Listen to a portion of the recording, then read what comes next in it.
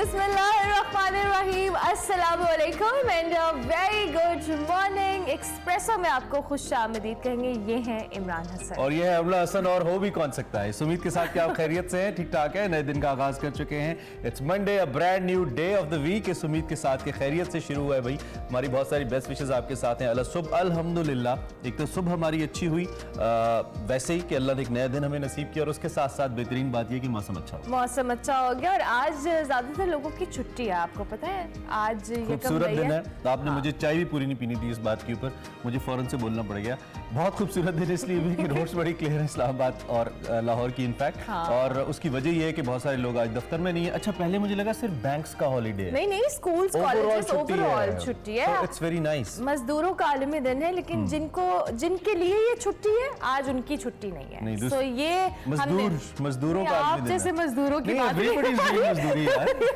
This is a type of मजदूरी, type of मजदूरी, लेकिन असल में जिनके लिए ये दिन डेडिकेटेड है उनकी आज छुट्टी। वैसे अमला, मैं इस पे ऑब्जेक्ट करूंगा। देखें, लोगों को, बहुत से लोगों को लगता है कि हम मजदूर नहीं, भी हम सब मजदूर हैं। हाँ, हम हैं, मैं से बिल्कुल डिनाई नहीं कर रही। टाइप डिफरेंट है, लेकिन ये सब मजदूर। लेकिन चले कोई बात नहीं। आज मजदूरों का आलमी दिन है। इस हवाले से मौसम की आपने बात की, कराची वाले 2 दिन से भरपूर बारिश एंजॉय कर रहे हैं। और अभी इस्लामाबाद आपके शहर में कल हमने लिटरली, मैंने ओले पड़ते हुए वो देखी है फुटेज, और उसमें जो रोड है वो बिल्कुल वाइट हुई हुई थी, इतने ज्यादा ओले पड़े। ओवरऑल मुल्क भर में वेदर बहुत प्लेजेंट है। और जो मई जा रहा है, अब आपको नहीं सॉरी अप्रैल जा रहा है, मई आ रहा है। तो अभी 3 महीने गर्मियों के हैं, और मई अभी आएगा तो समझ में आएगी कि कितनी गर्मी की इंटेंसिटी होती है। लेकिन ओवरऑल वेदर इज गुड। अच्छा, एक तो इस क्लाइमेट चेंज ने बड़ा दिमाग खराब कर दिया ना। अब समझ नहीं आती जब बारिश होती है कि हम खुश हों या परेशान हों। एग्जैक्टली। मौसम को देखते हो तो बड़ा अच्छा मौसम लग रहा होता है जी, मौसम बड़ा अच्छा है। दूसरे लम्हे आप ट्विटर खोलें या फेसबुक खोलें तो किसी न किसी भाई का तज्जिया आया होता है कि इस मौसम पे खुश होने वालों, फसलें तबाह हो गई हैं। अब हमें पता नहीं है, लेकिन उम्मीद है कि इनका फसलों पे कोई असर नहीं होगा। वैसे कल बड़ी अच्छी खबर पाकिस्तान के लिए आई है कि पिछले 10 सालों में सबसे बेहतरीन गंदम की फसल हुई है। और हाँ, इसकी बुनियादी वजह जो सैलाब आया था और उससे जो मिट्टी, मैंने कुछ अपने ज़रूरी नॉलेज रखने वाले लोगों से बात की तो उन्होंने कहा जी उसकी वजह से जो ज़मीनें हैं वो जरखेज हो गई हैं और दाना जो है वो झुलसने से महफूज रहा है। तेज धूपों के बावजूद भी, चूंकि मौसम थोड़ा ठंडा रहा, तो इस दफा बम्पर क्रॉप हो रही है और पिछले 10 सालों की बेहतरीन फसल हो रही है। चले फाइनली पाकिस्तान जैसे मुल्क के अंदर जहाँ पे हमें आए रोज कुछ ना कुछ बुरा सुनने को मिलता है, अच्छी खबरें भी हैं। और अच्छी खबर ये भी है कि पेट्रोल महंगा होना था, लेकिन अच्छी खबर देने वाले भी हैं। हाँ, मैंने सारे अच्छा, आपने मेरी बात इग्नोर की है। कौन से वाली? पेट्रोल महंगा मिलेगा आपको। पेट्रोल उतने महंगा होना था, लेकिन अब वो उतना ही रह गया। पहले ये आ रही थी खबरें सुनने में कि जी पेट्रोल महंगा होगा, लेकिन अब पेट्रोल उतना ही है, आप फिक्र न करें, महंगा नहीं हुआ। कोई महंगा नहीं किया हमने, सिर्फ 282 रुपए सिक्का राजुल वक्त। आपने जो है ना 282 रुपए सिक्का राजुल वक्त 282 रुपए लीटर आप खरीदेंगे। अब सिक्का नहीं, नोट राइज। लेकिन डीजल की हम बात करने वाले हैं, जो गाड़ियों में डलता है डीजल, लाइट भी होता है ना, दूसरा हाई स्पीड डीजल भी होता है, उनमें कमी हुई। वो 5 रुपए कम हो गए डीजल। आपको मिलेगा जब भी हमें कोई कम की खबरें मिलती है ना, मुझे यकीन नहीं आता कि यार मतलब चीजें महंगी हो रही है और कहीं हमें कम होने की खबर मिल रही है, तो थैंक यू वेरी मच। इसका क्रेडिट मैं आपको। वैसे अब थोड़ा सा चीजें बेहतर हो रही हैं, क्योंकि कल परसों हमने ये भी देखा कि हमारे जो फॉरेन एक्सचेंज रिजर्व्स हैं वो भी थोड़े से बेहतर हुए हैं। फिर हमारा तुर्कमेनिस्तान से LNG जो है वो भी पाकिस्तान अब आना शुरू हो रही है, बल्कि 3 टैंकर उसके आ भी गए हैं। उसके साथ साथ अच्छी खबरें हैं पाकिस्तान के लिए। रशिया से पाकिस्तान ऑयल लेने वाला है, तो उससे भी शायद ऑयल प्राइसेस, अल्लाह करे ऐसी अच्छी खबरें हैं। हाँ, अच्छी खबरें आती रहे और हम आपको अच्छी खबरें बताते रहे, क्योंकि हमें भी अच्छा लगता है जब हमको सुबह सुबह अच्छी खबर देते हैं। एक और भी दे दूं अच्छी भाई, 2 मैच हम न्यूजीलैंड से ऊपर नीचे जीत गए। और बताएं। अच्छा, मेरे ख्याल से ना अब हमें आगे बढ़ना चाहिए, शो में अच्छी खबरें ज्यादा होगी। अब ये चाहती हैं कि बुरी खबरें आएं। जी, आगे बढ़ते हैं। आज यूजुअल हमारे शो में बहुत कुछ है, लेकिन सबसे पहले हम आपको बताएंगे आज की बड़ी खबर।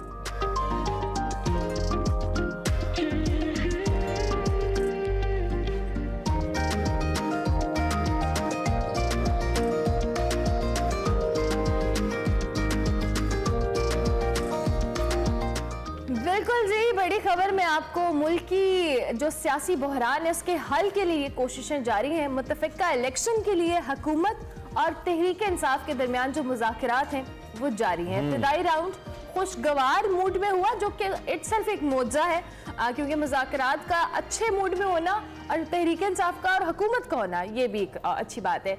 मुज़ाकरात का जो दूसरा ओवर है वो जुम्मे को शुरू हुआ और दोनों जानिब से मुतालबात और शराइत पेश पेश कर दी गई हैं और शराइत और मुतालबात क्या है, अभी तक दोनों जानिब से इसे खुफिया रखा जा रहा है। मगर ज़राए के मुताबिक ये खबरें आ रही हैं कि पीटीआई ने कौमी और 2 सूबाई असम्बलियाँ फौरी तौर पर जो तोड़ी जाए, इसने मुतालबा किया है तहरीक इंसाफ ने, जबकि जल्द इलेक्शन के लिए आइंद में तरमीम भी की जाए। बिल्कुल जी, पीटीआई के अरकान कौमी असम्बली के इस्तीफे वापस लिए जाएं और जुलाई में मुल्क भर में एक साथ इलेक्शंस कराए जाएं। ये आपके सामने हम कुछ टर्म्स रख रहे हैं। मुज़ाकरात के बाद हुकूमती टीम का अब ये दावा है कि दोनों जानिब से बातें तो हो रही हैं, पेशरफ्त सामने आई है, मुतालबात अवाम के सामने पेश नहीं किए जा सकते, फिल वक्त इन पे बात जारी है। मुज़ाकरात का अगला दौर कल बरोज मंगल को होगा। एक चीज बहरहाल हो रही है जो इससे पहले पीटीआई कह रही थी कि भाई हम आए बाएं शाई नहीं करेंगे, हम टू द पॉइंट बात करेंगे, एक दो दिन में रैप अप करेंगे, लेकिन पीडीएम इसको खींच रही है। सो ये T20 मैच नहीं है अरमला, ना ये वनडे मैच है, एक टेस्ट मैच है जो कि चल रहा है अभी। सो देखते आगे क्या होता है। हफ्ते के रोज जो चेयरमैन तहरीक इंसाफ हैं इमरान खान साहब, उन्होंने मुज़ाकरात करते हुए कहा कि जो अदालत उज़्मा से उम्मीदें हैं सिर्फ सुप्रीम कोर्ट ही हमारी मदद कर सकती है। जजेस अपनी जाती लड़ाई छोड़ें, 15 जजों से कहता हूँ वो आपस में इत्तेहाद पैदा करें। बिल्कुल आइन के साथ लगता है कह रहे हैं कि फुल कोर्ट बना दें। हाँ, ऐसा लगता कुछ है। ऐसा ही है। आइन के साथ खड़े और इस मुल्क को बचाएं, ये भी इमरान खान साहब ने कहा है। अगर साबिक वजीर आजम को इंसाफ नहीं मिल सकता तो फिर किसको मिलेगा? 14 मई तक असम्बलियां तोड़ दें, एक दिन इलेक्शन पर तैयार हैं। कल जो तहरीक इंसाफ के रहनुमा फवाद चौधरी, उन्होंने अपने ट्विटर पैगाम में कहा कि तहरीक इंसाफ ने मुज़ाकरात के हवाले से वो कामयाबी के लिए बहुत पुरुमीद है, लेकिन नाकामी की सूरत में जो उनकी हिकमत अमली है वो भी उन्होंने तैयार कर ली है। ये नहीं हो सकता कि आइन को रद्दी का टुकड़ा और अवाम को जो कह ले कीड़े मकोड़े समझ लिया जाए और तहरीक इंसाफ इस हवाले से खामोश बैठ जाए, ये भी मुमकिन नहीं है। मुज़ाकरात की नाकामी की सूरत में अवाम बड़ी तहरीक के लिए तैयार हो जाए और तहरीक का आगाज पीर से लाहौर, इस्लामाबाद और पेशावर में रैली से हो रहा है। इस्लामाबाद और पेशावर में तो इजाजत नहीं मिली, लेकिन लाहौर में रैली हो रही है आज, और हमने देखा है कि सड़कों पे बैनर आवेज़ा हैं और आइन बचाओ के का टाइटल उस पर लिखा हुआ है इमरान खान साहब के साथ। खैर, गुज़िश्ता रोज़ जो लीगी कायद नवाज शरीफ साहब हैं, उन्होंने मुशावरती बैठक की है। उन्होंने भी अपने मुखालिफिन पर खुलकर तनकीद की और कहा कि मुज़ाकरात मुल्क व कौम के लिए हैं, लेकिन इनकी गारंटी देने वाला कोई नहीं है। एक रोज़ इलेक्शन का फैसला इत्तेहादियों से मिलकर किया जाएगा। अवाम दुश्मनों ने 3.5 साल में मुल्क की तरक्की को तबाह किया, ऐसा नवाज शरीफ साहब ने कहा। अवाम इनको कभी माफ़ नहीं करेगी। कुछ लोगों को तरक्की हजम नहीं होती। अवाम को ऐसे अफराद से बचना होगा। सियासी जमातों को मुल्क व कौम के लिए अपना किरदार अदा करना चाहिए। इलेक्शन से पहले अवामी रिलीफ की पॉलिसियाँ बनाई जाएँ। उन्होंने ये भी हिदायत की, हम नवाज शरीफ साहब की बात कर रहे हैं, महंगाई कम करने के लिए भी नवाज शरीफ साहब ने कहा कि फौरी इक़दामात करना। बिल्कुल, वज़ीर आज़म शहबाज शरीफ ने भी कहा कि अवाम को बहुत जल्द अवामी रिलीफ के बारे में खुशखबरियां देंगे। रिलीफ पैकेज से अवामी मुश्किलात तो कम होंगी, जबकि दूसरी जानिब तहरीक इंसाफ के जो सदर हैं चौधरी परवेज अलाई, उनके घर पर छापा मारा गया। ये आपको पता है, बड़ी अपडेटेड रही। निगरान जो पंजाब हुकूमत है उस पर जिम्मेदारियां डाली जा रही हैं और साथ साथ निगरान वज़ीर आला पंजाब इस वाक़े से लाइल में और कहते हैं कि किसी को गैर कानूनी काम की इजाजत नहीं दी जाएगी।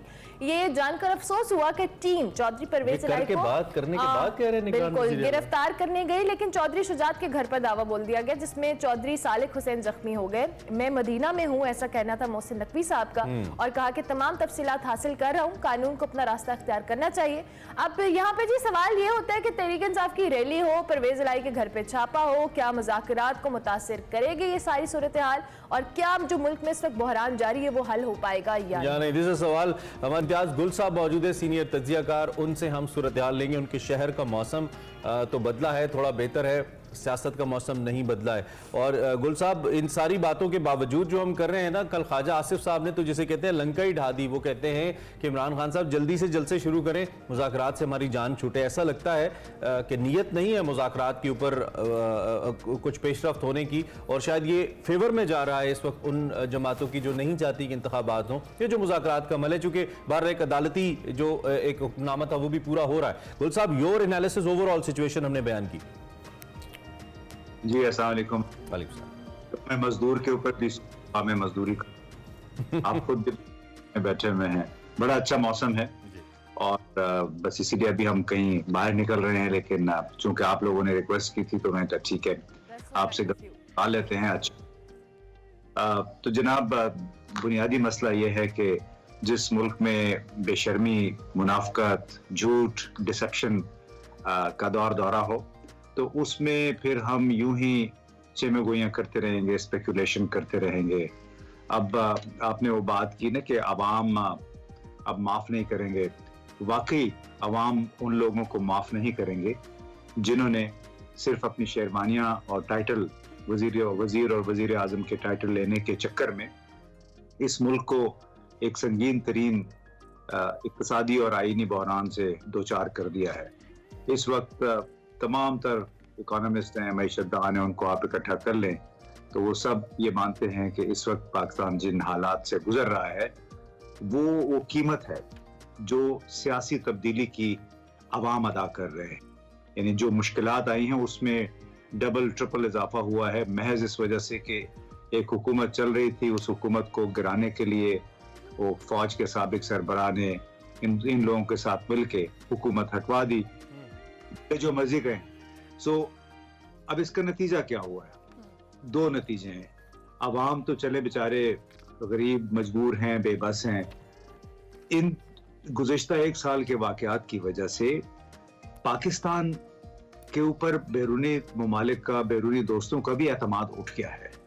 यानी उन्हें भी अंदाजा हो गया है कि किस किस्म की औसत दर्जे की जहनियत के मालिक वो लोग हैं जिन्हें पाकिस्तान के मफाद से ज़्यादा अपने गुरूही और शख्सी मफादात ज़्यादा अजीज हैं।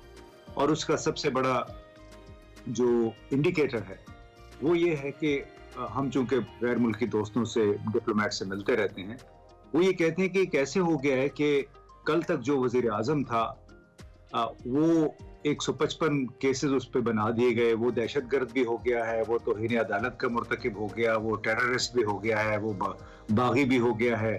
यही हवाला चीफ मिनिस्टर जो थे परवेज इलाही साहब, उनका भी दिया जा रहा है। तो उन लोगों को ये अंदाजा हुआ कि किस किस्म का मुल्क है कि जहाँ पे वो लोग जो कल तक आपके कौमी राजों के अमीन थे, उनके पास आपकी अमानत थी, आनन फानन उनके खिलाफ उन्होंने इतनी खिलाफ वर्जियां कर दी कि परवेज इलाही के खिलाफ 2 दर्जन मुकदमे, इमरान खान के खिलाफ 155 मुकदमे, उनके साथियों के आज भी मेरे ख्याल 500-600 पीटीआई के लोग चुने हुए वो जेलों में हैं। तो ये हमारी रियासत बहैसियत मजमूई अपना एतमाद खो चुकी है उन इकदामात की वजह से, शॉर्ट टर्म कोता अंदेशी की वजह से जिसका मुजाहरा हमने गुज़िश्ता 12 महीनों के दौरान देखा है। अनफॉर्चुनेटली इम्तियाज़ गुल साहब, दूसरी जानिब ये तो आपने एक ओवरऑल एनालिसिस दिया कि हमारा जो रियासती मसाइल हैं उसकी वजह से एक इमेज या परसेप्शन अच्छा नहीं है। एक तरफ तो हुकूमत पीटीआई से मुज़ाकरात कर रही है, दूसरी जानिब जो हुकूमती इत्तेहाद है उसमें से मौलाना फजल रहमान हो या दीगर लोग हों वो इधर आज़ाद कर रहे हैं, इसे वक्त का ज़िया कह रहे हैं। और फिर ख्वाजा आसिफ की स्टेटमेंट भी अभी इमरान ने कोट की कि उन्होंने कहा जी कि शौक पूरा कर लें, सड़कों पर आ जाए, हमारी मुज़ाकरात से जान छूटे।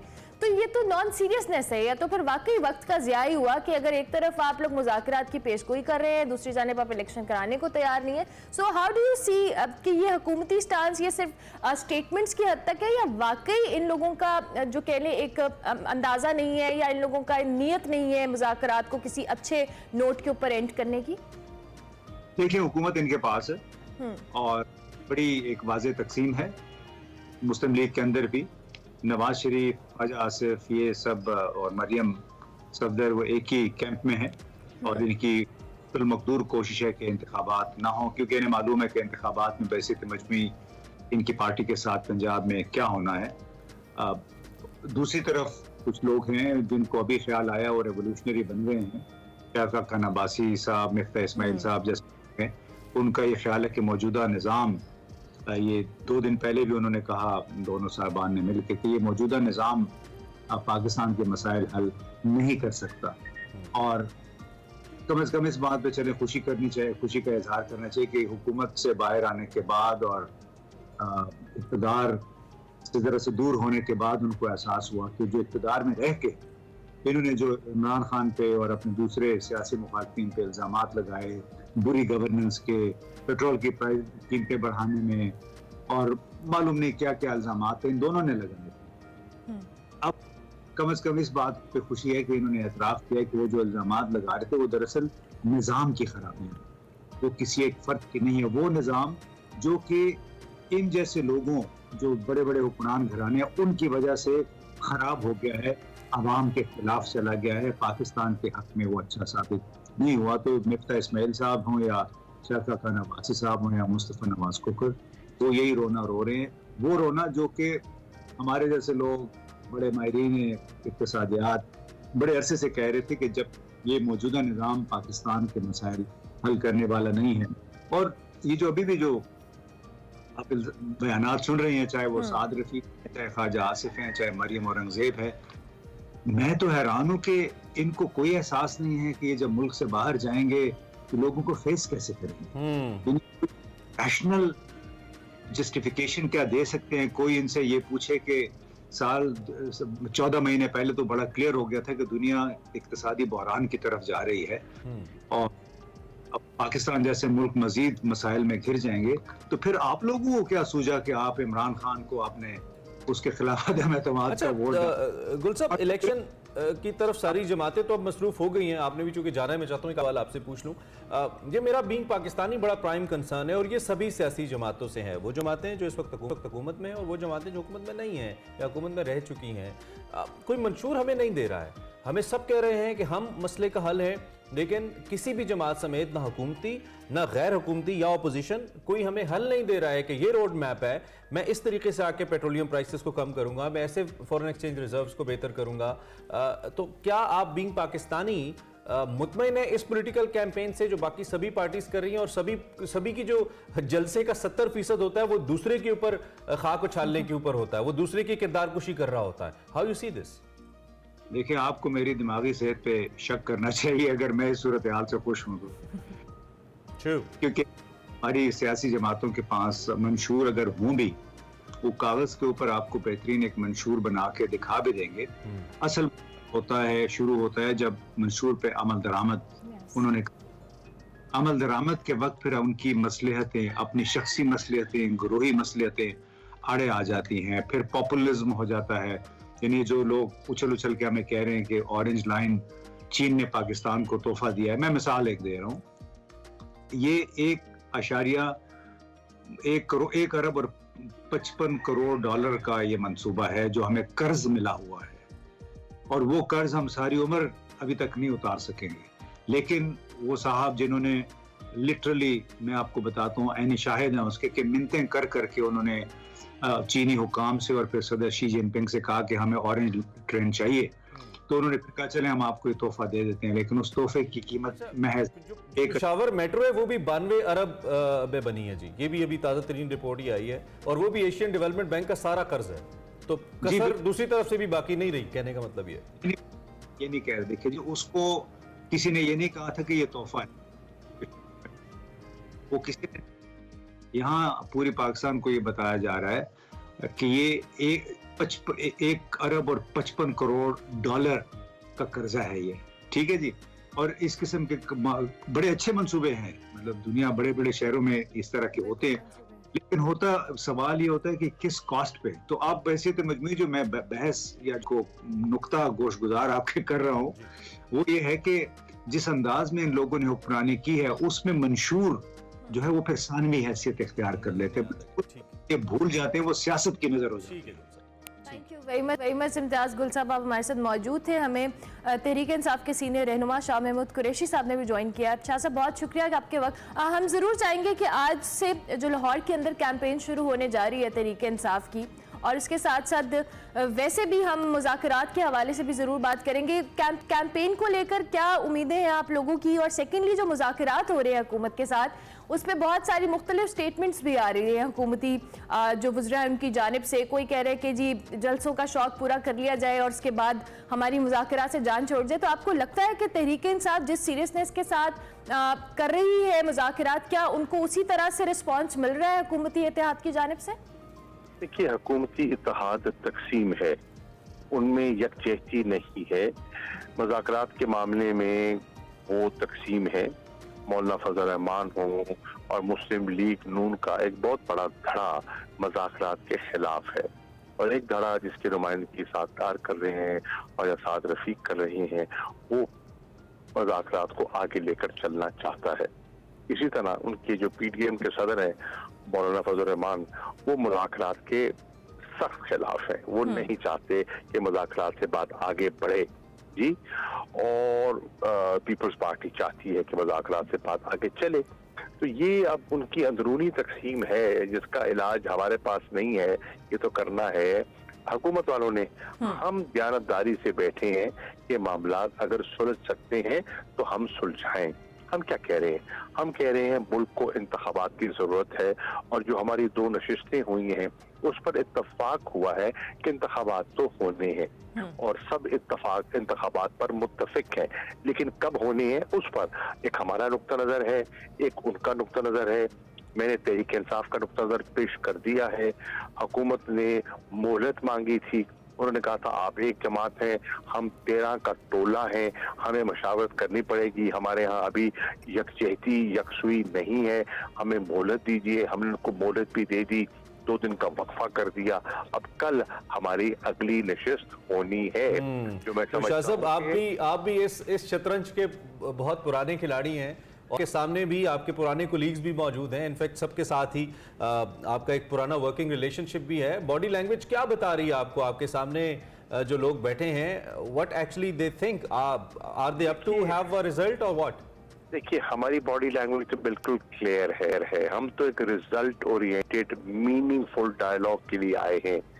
हमारे बरक्स जो सरकारी डेलीगेशन है वो अनफॉर्चुनेटली, मुझे कहने की मुनासिब तो नहीं कहना, पर अनफॉर्चुनेटली। शाह साहब, we lost your audio. Shah साहब, ये आखिरी जुमला दोबारा कहिएगा, आप जो कहना चाह रहे थे, आपकी ऑडियो गुम हो गई। उनमें क्लैरिटी नहीं है। Okay. उनमें क्लैरिटी नहीं है क्योंकि मुख्तलिफ जमातें हैं और हर जमात का अपना एजेंडा है, अपनी सोच है और अपने मकासद हैं, इसलिए उन्हें दिक्कतें पेश आ रही हैं। वो बात करते भी हैं लेकिन एतमाद से नहीं कर सकते क्योंकि उनको मालूम नहीं कि जो हम यहाँ तय करके जाएंगे क्या हमारी क़यादत उस पर आमादगी जाहिर करेगी कि नहीं। तो वो तकसीम दिखाई दे रहे हैं। ठीक है शाह साहब, ये जो टिकट्स की तकसीम है, आप इमरान खान साहब के बाद दूसरी अहम तरीन शख्सियत है तहरीक इंसाफ के अंदर, और Tehreek Insaf obviously it has a great vote bank. लोगों की बड़ी नज़र है और अब ऐसा लग रहा है जैसी सूरत हाल है, और आपकी पार्टी का भी मौक़िफ़ है कि जी हमारा जो टिकट है वो सनद है कि आप असेंबली के मेंबर बनने जा रहे हैं, seeing the popularity as your party says. तो ये जो इसके अंदर पैसों की तकसीम का कुछ मामला है, साबिक चीफ जस्टिस के बेटे की ऑडियो आई, इससे पहले 2 ऑडियोज आई, तो इसके बारे में आपकी क्या कोई इंटरनल कोई सिस्टम काम कर रहा है जो इसकी अकाउंटेबिलिटी करे कि कहीं पैसों की लेन देन तो नहीं चल रही टिकट्स के लिए आपकी पार्टी के? पहली बात तो ये है कि जो साकिब निसार साहब के बेटे की ऑडियो आई, उसकी तहकीक हुई, झूठ का पुलंदा साबित हुई।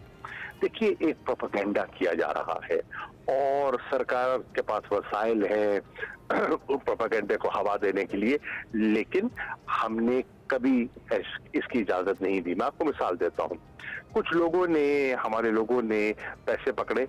आपने देखा कि वाहिद जमात है जिन्होंने जीते हुए 5 MPs को उन्होंने टिकट अप्लाई किया, हमने टिकट नहीं दिया। वो ख्वाहिशमंद थे, हमने नहीं दिया, जीते हुए लोग थे। इसी तरह 22 के करीब MPs को खैबर पख्तूनख्वा में जिन्होंने इस किस्म की हरकत की थी, हमने पार्टी से निकाल दिया।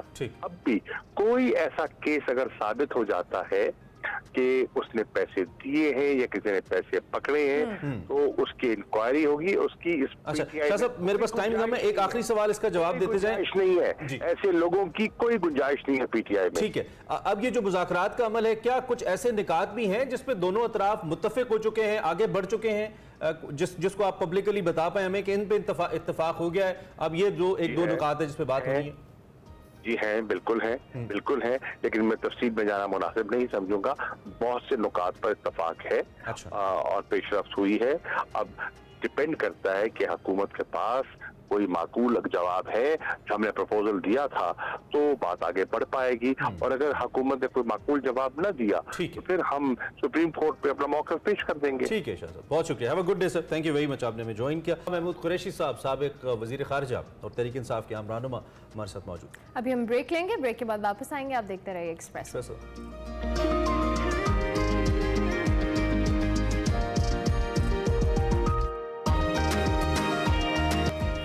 Welcome back to Expresso. Break के बाद वापस आ गए और बहुत दिनों बाद ऐसे लग रहा है कि हम आपकी मुलाकात किसी जो कहते हैं ना एक्सप्रेसो हीरो से करवाने वाले हैं। पाकिस्तानी बॉक्सर की हम बात करें, तैमूर खान, जिन्होंने हिस्ट्री जो कहने का रकम कर दी है, तारीख रकम कर दी है और बैंकॉक में होने वाली जो वर्ल्ड बना दी है एग्जैक्टली ये वर्ड चाहिए था मुझे। World boxing council continental heavyweight boxing championship अपने नाम की है और ये एजाज हासिल करने वाले तैमूर खान पहले पाकिस्तानी बॉक्सर हैं।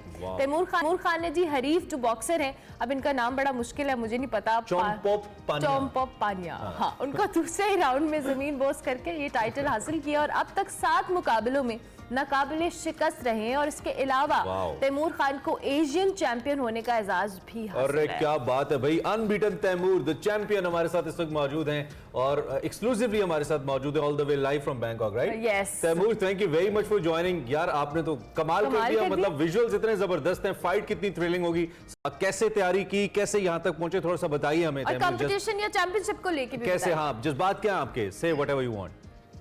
बिस्मिल्लाहिर्रहमानिर्रहीम।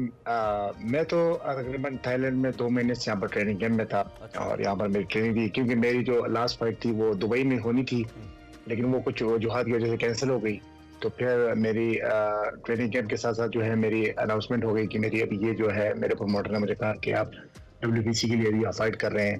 तो फिर मेरी ट्रेनिंग मतलब काफ़ी और अच्छी हो गई, क्योंकि मेरा एक टारगेट बन गया कि मैंने अभी इस डेट को फाइट करनी है। तो 2 महीने का कैंप था, बड़ा बेहतरीन कैंप हुआ है और जैसे कि फाइट में जो है मतलब बंदा जब मेहनत करता है तो फिर रिजल्ट भी अच्छा मिलता है। डेफिनेटली। अच्छा तैमूर, इस चैंपियनशिप के हवाले से बताएं, कितने मुल्कों के लोग इसमें पार्टिसिपेट कर रहे थे और आपने जिनको हराया उनके साथ आपकी फाइट कैसी थी? इसमें काफ़ी कंट्रीज से फाइटर्स आए थे, डिफरेंट, अफगानिस्तान से, रशिया से, तुर्की से, जापान से, चाइना, मुख्तलिफ मतलब एशियन और यूरोपियन कंट्री से, इटली से भी आए थे, ऑस्ट्रेलिया से भी। मेरी जो फाइट थी ये रैंकिंग फाइट थी WBC की कॉन्टिनेंटल टाइटल के लिए। तो इसके बाद इंशाल्लाह मेरी जो नेक्स्ट फाइट है वो OPBF टाइटल के लिए है, जो कि इंशाल्लाह जापान में होगी। अच्छा। और वो मेरे जापानीज हैवीवेट बॉक्सर, जो टॉप जापान का हैवीवेट बॉक्सर है, उसके खिलाफ होगी इंशाल्लाह इस टाइटल की विन करने के बाद। अच्छा, तो ये कॉन्टिनेंटल को थोड़ा सा हमारे लिए एक्सप्लेन कीजिएगा, ये बेसिकली किस रीजन से, एक्चुअली किस कॉन्टिनेंट से बिलोंग करती है, या इसको जस्ट टाइटल कॉन्टिनेंटल का दिया गया है लेकिन ममालिक मुख्तलिफ हैं, कैसे है, थोड़ा सा बताइएगा हमें।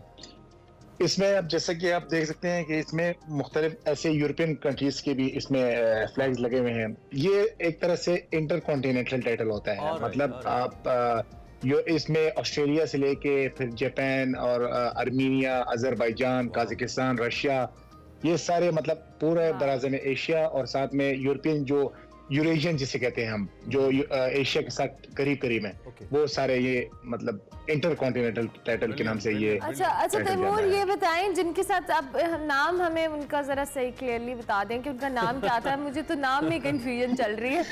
बड़ा मुश्किल नाम है।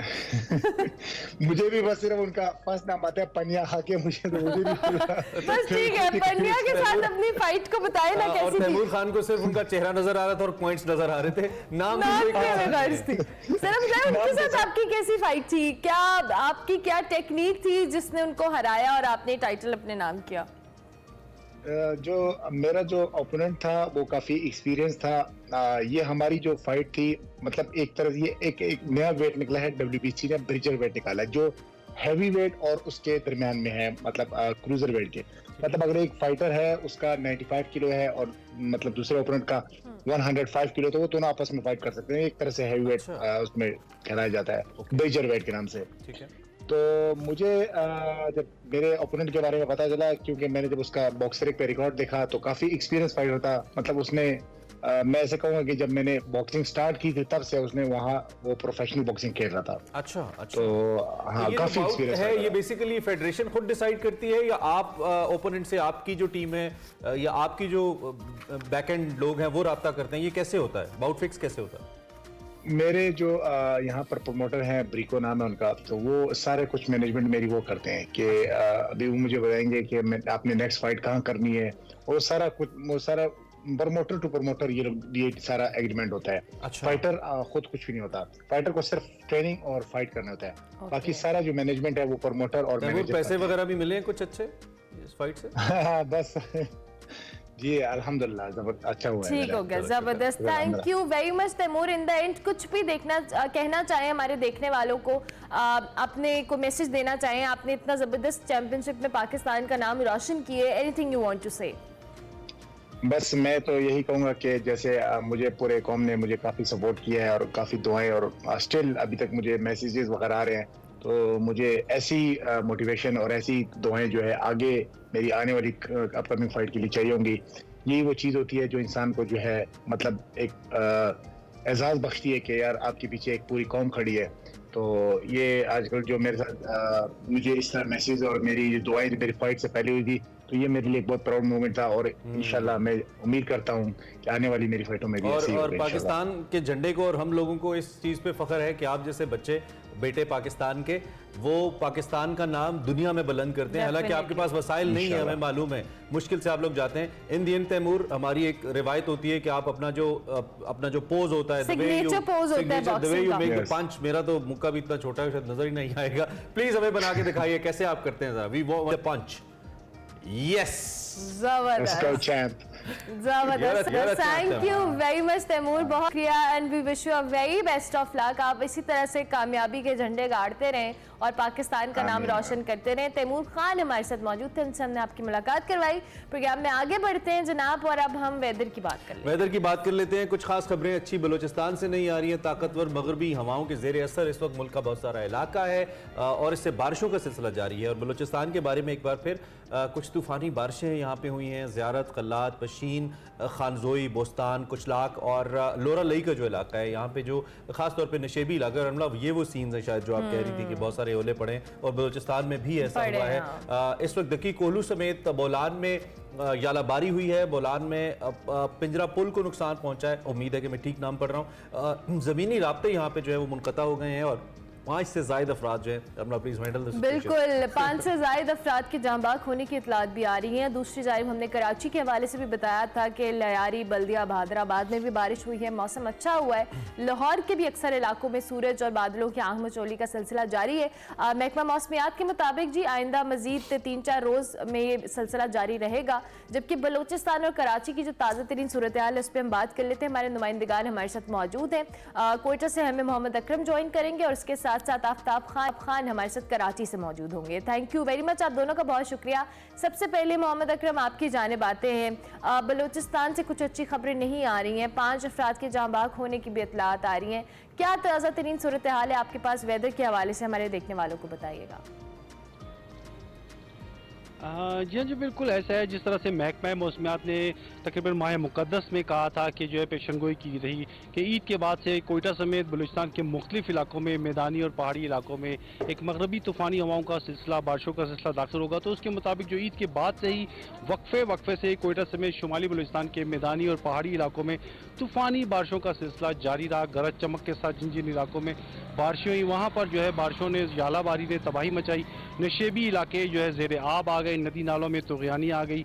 वो इलाके जो माजी के मानसून की बारिशों और सैलाब से अभी संभले नहीं थे, वहाँ पर मजीद जो है तबाही हो गई। तकरीबन जो बताया जा रहा है, इस यालाबारी और नदी नालों में तुग़यानी आने के बाद जो है और आसमानी बिजली गिरने की वजह से 2 बच्चों समेत 5 लोग जिंदगी की बाजी हार चुके हैं, जिसमें दुक्की, लोरलाई, खानोजई, बोस्तान, कुचलाक के इलाके ज़्यादा मुतासिर हुए हैं। उसके साथ साथ तुरबत और केच के इलाकों में इस कदर शदीद तरीन बारिश हुई है कि जो वहाँ के मकीन है, जो बड़े बुजुर्ग हैं, उनका ये कहना है तकरीबन 20 साल रिकॉर्ड टूट गया है। वहाँ पर भी क्या ये जो हलाकतें हुई हैं इनको महज हादसाती ही कहा जा सकता है या फिर इसमें कहीं इंतजामिया की कोई कोताही भी मौजूद है, जाने बच सकती थी?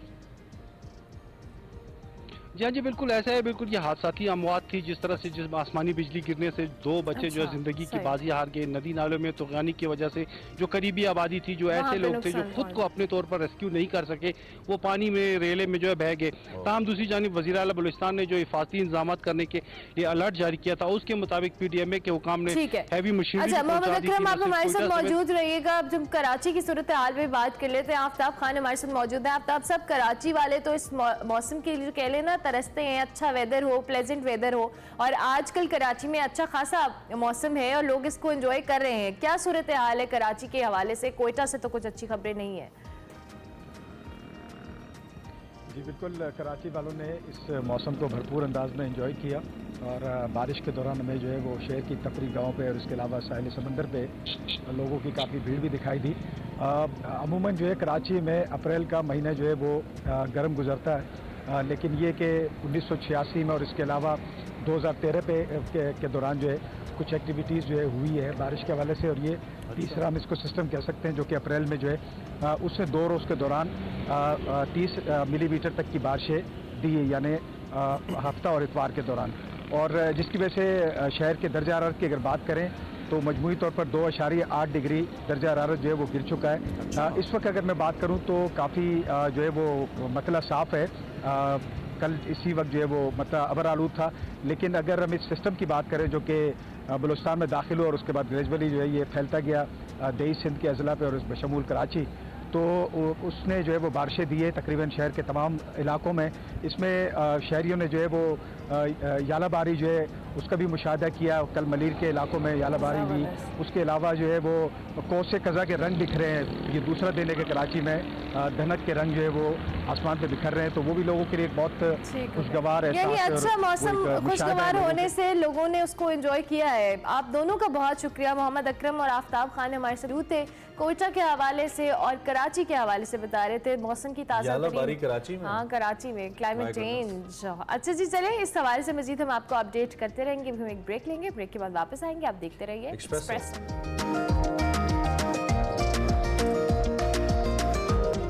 Welcome back to Express. उम्मीद है आप हमारे साथ मौजूद हैं। आज पाकिस्तान समेत दुनिया भर में मजदूरों का आलमी दिन मनाया जा रहा है। मजदूरों की हक तलफी एक ऐसा नासूर है जी जिसे अगर ना काटा जाए तो इसकी जड़ें पूरे माशरे के अंदर फैल जाती हैं और इसे अपाहज कर देती हैं। पाकिस्तान में जो मजदूरों के हकूक़ है इस पर कवानीन तो मौजूद हैं, लेकिन बहुत से दीगर कवानीन की तरह यकीनी तौर पर अमला इन कवानीन पर भी अमल नहीं होता। और जो जो वक्त गुजर रहा है पाकिस्तान में ख़ास तौर पर एशिया के अंदर, जनूबी एशिया के अंदर जो मजदूरों की हालत है वो बदतर से बदतरीन होती जा रही है। अव्वल तो उनको कोई मेहनत की उजरत ही नहीं दी जाती, और अगर दी भी जाए तो वो इतनी कम होती है कि जितनी देर में उजरत मिलती है वो कहते हैं उनको पसीना दोबारा आ जाता है। इतनी मुश्किल सूरत है। दिन भर मुशक्कत करने से उजरत भी उनके लिए 2 वक्त की जो उनको उजरत मिलती है, 2 वक्त की रोटी का इंतजाम भी मुश्किल हो जाता है। और आज मजदूरों के नाम पर छुट्टी का दिन मनाया जा रहा है, मगर मजदूर इस वक्त काम पे मौजूद है। इसी हवाले से सड़क पे बैठे हैं। बिल्कुल, हमारा सेगमेंट है जी तड़के तड़के, जिसमें सिकंदर बट ने कुछ मजदूरों से बात की है।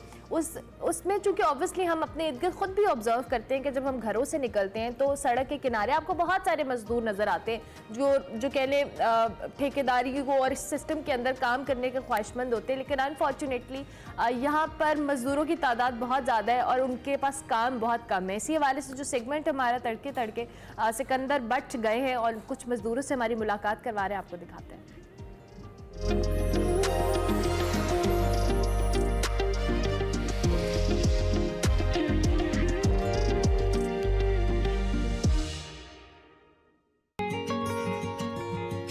अस्सलाम वालेकुम। एक्सप्रेसो तड़के तड़के के साथ मैं हूं सिकंदर बट। आज 1 मई दुनिया भर में मेहनत कशों का आलमी दिन मनाया जा रहा है। पाकिस्तान में भी ये दिन बहुत जोश व खरोश के साथ मनाया जाता है, लेकिन क्या कभी हमने सोचा कि ये दिन मनाया क्यों जाता है? मेहनत कश मजदूरों ने ऐसा कौन सा कारनामा सर अंजाम दिया कि आज उनके लिए 1 मई की सूरत में एक फेडरल डे मनाया जाता है? मैं भी जानता हूँ, और आइए मेरे साथ रहिए ताकि आप भी जान सकें।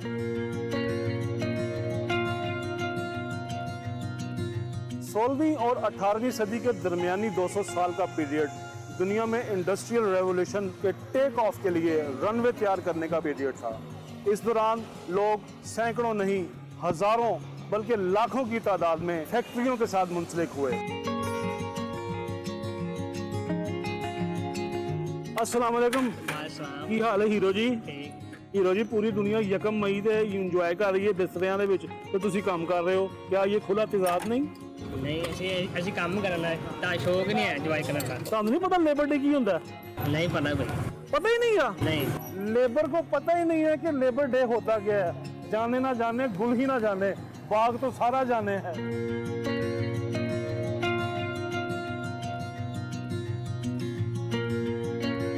उस जमाने की स्किल लेबर का स्टेटस ये था जो कभी बादशाहों के ज़माने में ज़ाती गुलामों का हुआ करता था। यानी पहले जिस तरह लोग बादशाहों के गुलाम हुआ करते थे, इंडस्ट्रियलाइजेशन के बाद लोग बादशाहों की गुलामी से निकलकर इंडस्ट्रियलिस्ट और सरमायादार की गुलामी में जाने वाले थे।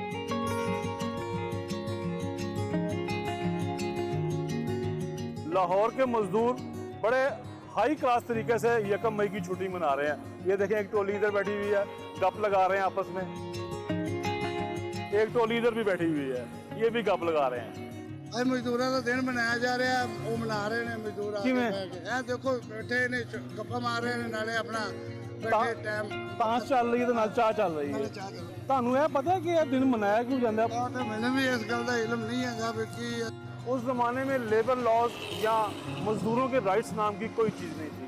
मजदूरों से 16-16 घंटे काम लिया जाता, बीमार होने पर अचानक नौकरी से निकाल दिया जाता। मजदूर बेहद कसमा पुरसी की ज़िंदगी गुजार रहा था। मसलन आज तो पाकिस्तान वाला हिसाब भी होगा।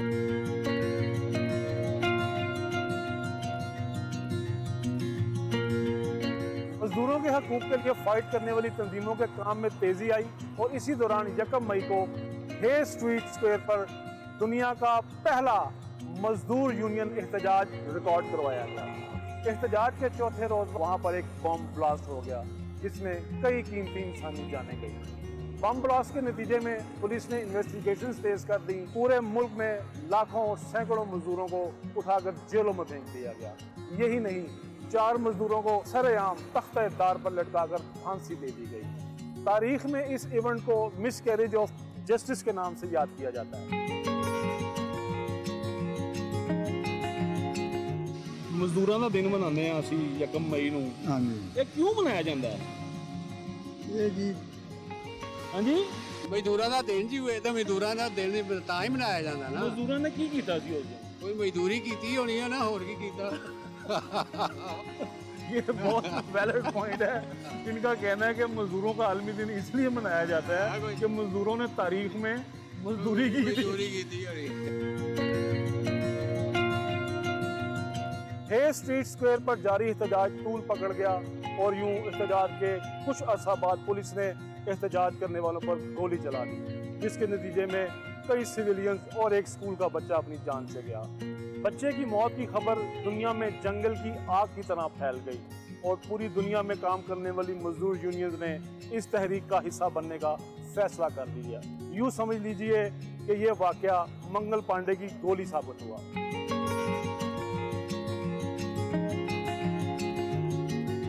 मैं कहा भाईजान सलाम वालेकुम, टलियां बजाई जा रहे हो, टली बजा के दिखाओ एक बार। ठीक करने पहले दिए कि बाद दिए?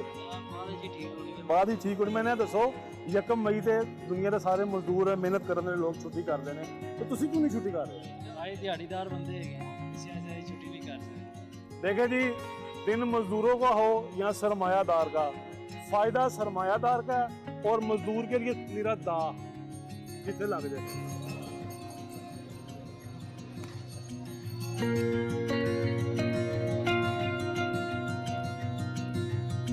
मैं क्या अज 1 मई है, पूरी दुनिया के मेहनतकश मजदूर घर आराम फरमा रहे ने, तुसीं अज नहीं मेहनत ते पहुंचे हो? सर जी छोटे छोटे बच्चे ने, 4 2 ਧੀਆਂ 2 ਪੁੱਤਰ ਨੇ ਤੇ ਉਹਨਾਂ ਵਾਸਤੇ ਮਿਹਨਤ ਤੇ ਕਰਨੀ ਹੈ ਨਾ ਸਰ।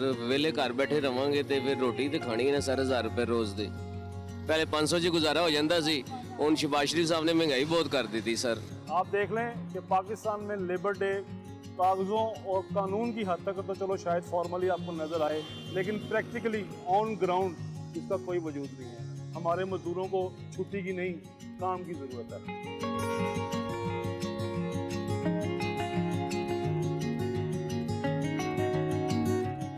कि आज का दिन मजदूरों का स्पेशली डे है और पूरी दुनिया के मजदूर इस वक्त अपने घरों में हैं। लेकिन बदनसीबी की बात यह है कि पाकिस्तान का हर मजदूर अपने काम पर बैठा है। उसकी वजह ये है कि पाकिस्तान की माशी पोजीशन इस वक्त पाकिस्तान की 75 साल बदतरीन दौर से गुजर रही है। पिछला जो 1 साल गुजरा है, महंगाई की वजह से हमारे कारोबार बिल्कुल ख़त्म होते रह गए हैं और हम छुट्टी वाले दिन एक labour day, international labour day, उसको भी हम हॉलीडे के तौर पे नहीं मनवा रहे। और इसकी वजह यही है कि मौजूदा जो हुकूमत आई है, इसने एक साल में पाकिस्तान को तबाही के धाने पर खड़ा कर दिया।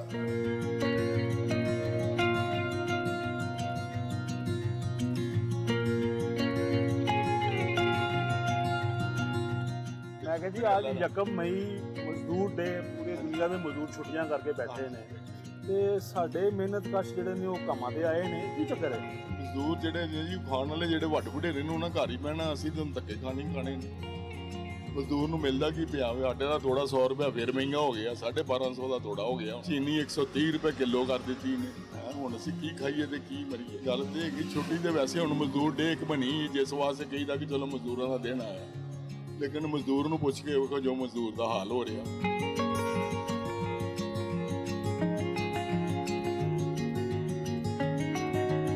हासिल बहस ये रहा कि अगर आज 1 मई मनाया जा रहा है तो उसकी वजह ये है कि मजदूरों ने लगातार 300 साल न सिर्फ पसीना दिया बल्कि लहू भी दिया अपनी तहरीक को और अपने कौज को, और वो बिल आखिर अपने मकासद को पाने में कामयाब हो गए। योम मई को एक फेडरल हॉलीडे का दर्जा दिया गया है, तो उसके पीछे मजदूरों की जद्दोजहद और कुर्बानियाँ हैं।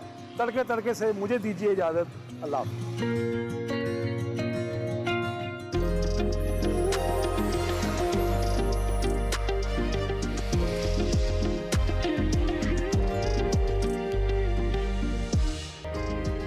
Welcome back to Expresso. Pakistani artist दुनिया भर में पाकिस्तान का नाम रोशन कर रहे हैं। आज बल्कि इस वक्त हम बात करेंगे Gulkara the famous Sufi singer सनम मारवी साहिबा की, और वो न्यूयॉर्क के टाइम स्क्वायर में स्पॉटिफाई डिजिटल बोर्ड पर जलवागर हो गई हैं। She is another Pakistani artist, या विजुअल्स भी देख सकते हैं, जो पाकिस्तान की नामवर सूफी और लोक गुलकारा सनम मारवी साहिबा के हैं। One of the finest voices we have. April के महीने के लिए स्पॉटिफाई ने इक्वल पाकिस्तान प्रोग्राम के तहत एम्बेसडर उनको मुंतखब करने का ऐलान किया है। सनम अपनी पुरसोज और रूह परवर आवाज़, जिसके बारे में हम हमेशा कहते हैं कि बेहतरीन आवाज़ है, इसकी बदौलत गुज़िश्ता 14 सालों से दुनिया भर के जो सामीन है, जो म्यूजिक लवर्स हैं, उनके दिलों पर राज कर रही हैं। बिल्कुल, अब वो इक्वल पाकिस्तान के एम्बेसडर के तौर पर न्यूयॉर्क के टाइम स्क्वायर पर भी स्पॉटिफाई के डिजिटल बिलबोर्ड पर भी जलवागर हो गई हैं। तो हमने सोचा कि क्यों ना आपकी मुलाकात हम सनम मारवी से ही देते हैं। तो हमने खालिद ने जी सनम मारवी से मुलाकात की है, उनसे बातें की हैं। तो देखते हैं आज का segment over a cup of coffee.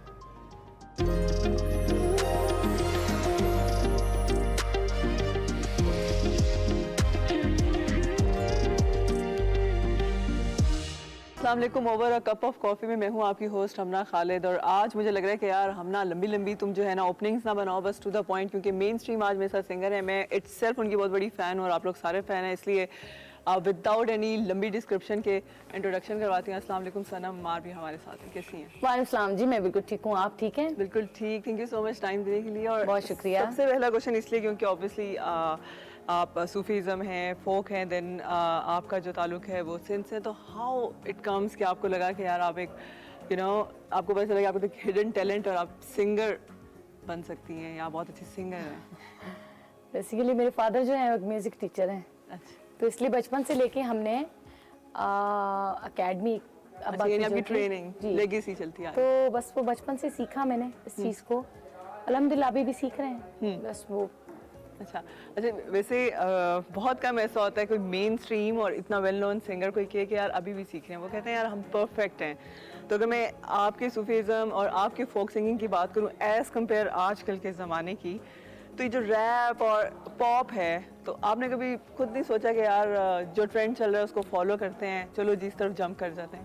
कभी नहीं सोचा ऐसा, क्योंकि मेरा जो है वो सूफीज़म है, मैं अपना पैगाम लोगों तक पहुंचाना चाहती हूँ, तो इसलिए उसके लिए बहुत मेरे लिए बेस्ट यही था कि मैं यही फील्ड चूज़ करूँ, इसके थ्रू मैं अपने अल्फाज लोगों तक पहुंचा सकूँ। अगर मैं आपकी स्ट्रगल पूछूं, क्योंकि सिंध और बलूचिस्तान वाली साइड पे लड़कियों को इतना सपोर्ट नहीं करते या इतना आगे नहीं आने देते, या शायद अब टाइम के साथ वो कल्चर बदल गया है, लेकिन जब आपने स्टार्ट किया तो किस तरह की मुश्किलात या कैसा आपने फेस किया अपने आप को मनवाने के लिए? मुश्किलात बिल्कुल आपने सही कहा कि सिंध में बहुत मुश्किल के साथ लड़कियों को किसी भी फील्ड में नहीं आने देते, पर अभी वक्त चेंज हो गया है, ज़माना बदल गया है। अब मुझे लगता है कि ज़्यादातर जो है हमारे सिंध से ही बच्चियाँ CSS कर रही हैं, बहुत सारी चीज़ों में आ रही हैं। तो ये पहले ज़माना एक था जिसमें कहते थे कि सिंगिंग करना बहुत गलत है या किसी भी आर्ट में जाना हमारी इज़्ज़त है ये। अब ये सोचते हैं लोग कि बेटियां जो है वो असल वारिस आपकी बेटियां हैं। बेटे तो शादी के बाद जो है ना वो आपके नहीं है, और बेटियां शादी के बाद असल ख्याल करती हैं माँ बाप का। ये बात आपने बहुत तो हाँ, तो ये असल मैं समझती हूँ, मैं खुद बेटी हूँ, मेरी बेटी है 14 साल की, तो मैं समझती हूँ अगर सोचा जाए तो असल वारिस जो है ना आपकी बेटियां हैं। आपका सबसे ज़्यादा ख्याल आपकी बेटियां करती हैं। तो इनको बहुत प्यार से, बहुत इज्जत रिस्पेक्ट के साथ पढ़ाएं और अपना मौका दें कि वो क्या करना चाह रही है। बिल्कुल ऐसे ही। और जो वर्ड आपने आर्ट यूज़ किया, इस चीज़ का कॉन्सेप्ट कहीं ना कहीं ओवरऑल आर्ट में सिंगिंग भी आ जाती है, डांसिंग भी आ जाती है। अदर देन आपके बहुत से अपने शॉर्ट टर्म बिजनेस आ सकते हैं जो लड़कियों में टैलेंट होता है। आपको क्या लगता है किस हद तक इस चीज़ को एज आ मैं आपको ओवरऑल अब एज आपको ले रही हूँ तो प्रमोट करना चाहिए? मतलब पाकिस्तान पूरे में जितने भी पेरेंट्स हैं, मैं तो ये चाहती हूँ कि ज़्यादातर जो है ना अपनी बेटियों की पढ़ाई पे ध्यान ज़रूर दें, उनको जो है ना फ्रीडम दें कि वो क्या करना चाह रही हैं। और यकीन माने कि फर्स्ट पोजीशन होती भी बेटी ही हैं, आपको पता ही, आप खुद बेटी हैं। तो बाकी ये कि बेटे जो हैं वो तो आप लगता है आपके वारिस हैं, उनको ज़्यादा टाइम देना चाहिए। तो अगर वो सिंगिंग में चले जाएं तो भी आपको ज़्यादातर औरतें मिलेंगी जो बहुत अच्छा काम कर रही हैं। एक्टिंग में चले जाएं, किसी भी फील्ड में चले जाएं, मतलब किसी फील्ड में चले जाएं, आपको लड़कियां सबसे टॉप पे मिलेंगी। तो अब वक्त बदल रहा है, इंशाल्लाह और ज़्यादा बदलेगा। अच्छा, एक लाइन जो कि सारे बहुत ज़्यादा, और मैं भी इस चीज़ पे बिलीव करती हूँ कि आर्टिस्ट का मूड के साथ कनेक्शन होता है। तो कभी आप इटसेल्फ क्योंकि आपको सूफीज़म है, आपको आमद भी आती होगी लिरिक्स लिखने की भी, तो कितना मूड आपका डिपेंड करता है, या आपको बैठे बैठे कभी फील हुआ रात को उठ के कि नहीं यार ये वाला कलाम मुझे इस तरह से रियाज करके इस जॉनरा में ऐसे करना चाहिए, तो वो मूड आपका कितना डिपेंड करता है इन सारी चीज़ों में? असल में क्या है, मैं बचपन से मैंने इतना मतलब सीखा, और ये कि मेरे उस्ताद अलग अलग उस्ताद रहे हैं। मतलब सुबह 7 बजे उठना, उसके बाद एक रियाज करना, फिर स्कूल जाना, फिर वापस आना, फिर उसके बाद अलग क्लासिकल का और उस्ताद और नीम क्लासिकल का। तो इतना मैंने सीख लिया। अब बहुत कम प्रैक्टिस करती हूँ, बट मुझे करना चाहिए। ये गलत है कि आप राग सिंगिंग भी राइटिंग की तरह है, अगर आप उसको नहीं करेंगे तो खराब हो जाएगी। तो इसी तरह से अगर हम राइटिंग ज़्यादातर उसको नहीं करते तो आपका हाथ खराब हो जाता है, राइटिंग खराब हो जाती है। इसी तरह से डेली रियाज करना चाहिए। जो नए आ रहे हैं आर्टिस्ट, उनके लिए पैगाम है कि आप अगर सीख रहे हैं तो आप फिर डेली रूटीन पे उसको करें। अच्छा, बहुत अब तो खैर सिंगर्स की इतनी तादाद हो चुकी है कि मुझे लगता है कि किसी घर जाएं तो कहते हैं हाँ जी I am singer, I am rapist. तो इतने टफ में एक आपकी अपनी पहचान, अपनी स्पेस है। तो कभी आपको ऐसा लगा लाइव सिंगिंग करते हुए कि नहीं यार, क्योंकि मैंने बहुत से सिंगर्स के साथ प्रोग्राम किया लेकिन उनको होता है कि यार लाइव नहीं गाना, लेकिन मैं आपको फोर्स करूँगी कि कोई एक ऐसा आपका फेवरेट कलाम जो आप मुझे भी लाइव सुना सकें? जी। हो लगी बिना रैन न जागे कोई, हो जागे जिसनू आप जगावे, अरे होर ना जागे कोई, लगी बिना रैन न जागे कोई। पहला पहर हर कोई जागे, हो पर दूजा ना जागे कोई, हो लगी बिना रैन न जागे कोई। बहुत अच्छा। अच्छा, आपकी कलाम में इतनी फील है, तो कभी मैं आपसे पूछूं कि यूजुअली इंसान की अपनी कोई स्ट्रगल होती है या अपनी कोई ऐसी स्टोरी होती है जो कि वो अपनी आवाज़, अपने दर्द से एक्सप्लेन कर सकता है, तो कोई ऐसी कोई स्टोरी जो आपको रजिस्टर करती हो कि यार ये कंप्लीट करती है मुझे? ऐसी कोई स्टोरी तो मेरी जिंदगी स्ट्रगल के लिए बहुत मैंने बहुत ज़्यादा स्ट्रगल किया है ज़िंदगी में, बस वही तो किया है ज़्यादातर। तो बहुत स्टोरीज हैं, क्योंकि टाइम थोड़ा है तो काश के मैं आपको बता सकती। बट ये है कि मैंने मेरे फादर क्योंकि एक टीचर थे, म्यूज़िक टीचर है, और उनसे सीखना, और फिर मैं हैदराबाद सिंध से लाहौर आ गई थी। वो एक बहुत मेरे लिए था कि कौन मुझे सुनेगा, और अल्हम्दुलिल्लाह उसमें मेरी बहुत ज़्यादा सपोर्ट जो की वो मियाँ यूसुफ सलाउद्दीन, वो उन्होंने मुझे बेटी किया, मेरे फादर की तरह उन्होंने मेरी बहुत सपोर्ट की। तो कुछ लोग जो है वो आपके मोहसिन होते हैं जिनको आप कभी भी नहीं भूलते। तो अल्हम्दुलिल्लाह मेरे लिए मेरे पूरी जर्नी में ये रहा कि मुझे मोहसिन बहुत अच्छे मिलते रहे। लोगों के साथ अगर इंटरव्यूज करने के बाद मुझे रियलाइज होता है कि यार कौन किस किस क्राइटेरिया में, तो थैंक यू सो मच। और इटसेल्फ मैं आपकी बहुत बड़ी फैन हूँ और मेरे लिए भी बहुत ऑनर की बात है कि आप मुझे टाइम हमेशा खुश रहें। आपकी और आपकी टीम की बहुत शुक्रगुजार हूँ। टाइम कम है लेकिन मेरे पास आपसे बहुत सी बातें हैं। इंशाल्लाह मैं जब नेक्स्ट आऊंगी तो जरूर आपको टाइम दूंगी। जरूर, थैंक यू सो मच। और ये था आज का over a cup of coffee. Next time फिर मिलेंगे, तब तक के लिए अल्लाह हाफिज।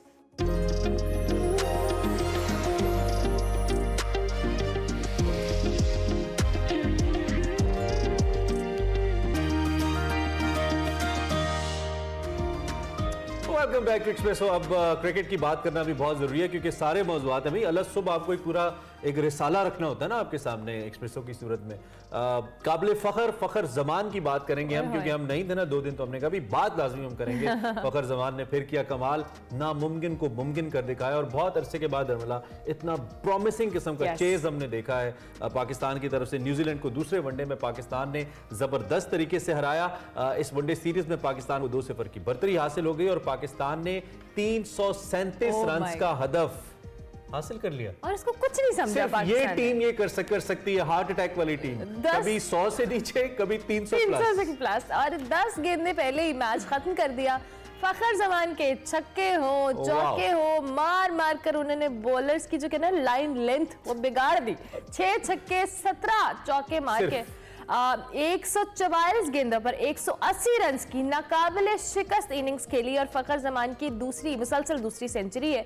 बाबर आजम ने भी 101 हाँ जी, और बाबर आजम ने भी उनका भरपूर साथ दिया, 65 रन बनाए। मोहम्मद रिजवान ने भी 50 स्कोर किया।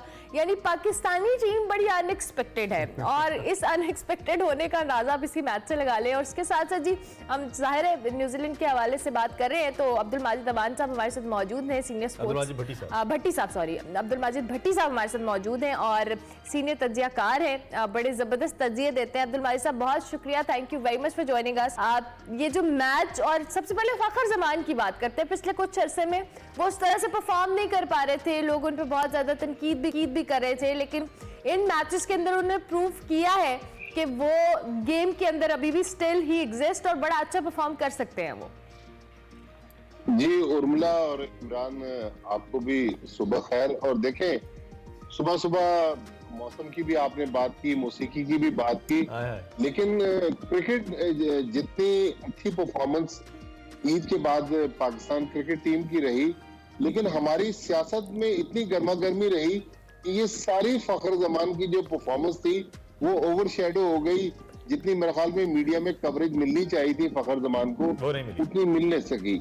बल्कि आपने 2 सेंचुरियों की बात की, ये तीसरी मुसलसल सेंचुरी थी। जो आखिरी वनडे था न्यूजीलैंड का जनवरी में, उसको भी आप शामिल कर लें तो 3 मैचों में 3 सेंचुरियां, तो मतलब बड़ी जबरदस्त परफॉर्मेंस। और अगर आप पाकिस्तान की 5 बड़ी वनडे इनिंग्स देखें, फखर जमान की एक डबल सेंचुरी भी है, एक 190 प्लस की इनिंग्स भी है, 180 उन्होंने परसों बनाया, 163 की भी एक इनिंग्स है। तो 5 में से 4 बड़ी इनिंग्स वनडे क्रिकेट में फखर जमान ने खेली है। एक सईद अनवर की 196 की इनिंग्स है, तो बहुत अच्छी फॉर्म में है। बाबर आजम बड़ा अच्छा कर रहे हैं, मोहम्मद रिजवान बड़ी अच्छी बैटिंग कर रहे हैं, फिर इमामुल हक परफॉर्म कर रहे हैं। तो हमारे टॉप 4 तो देखें औसम है, बड़े जबरदस्त उनकी परफॉर्मेंस है।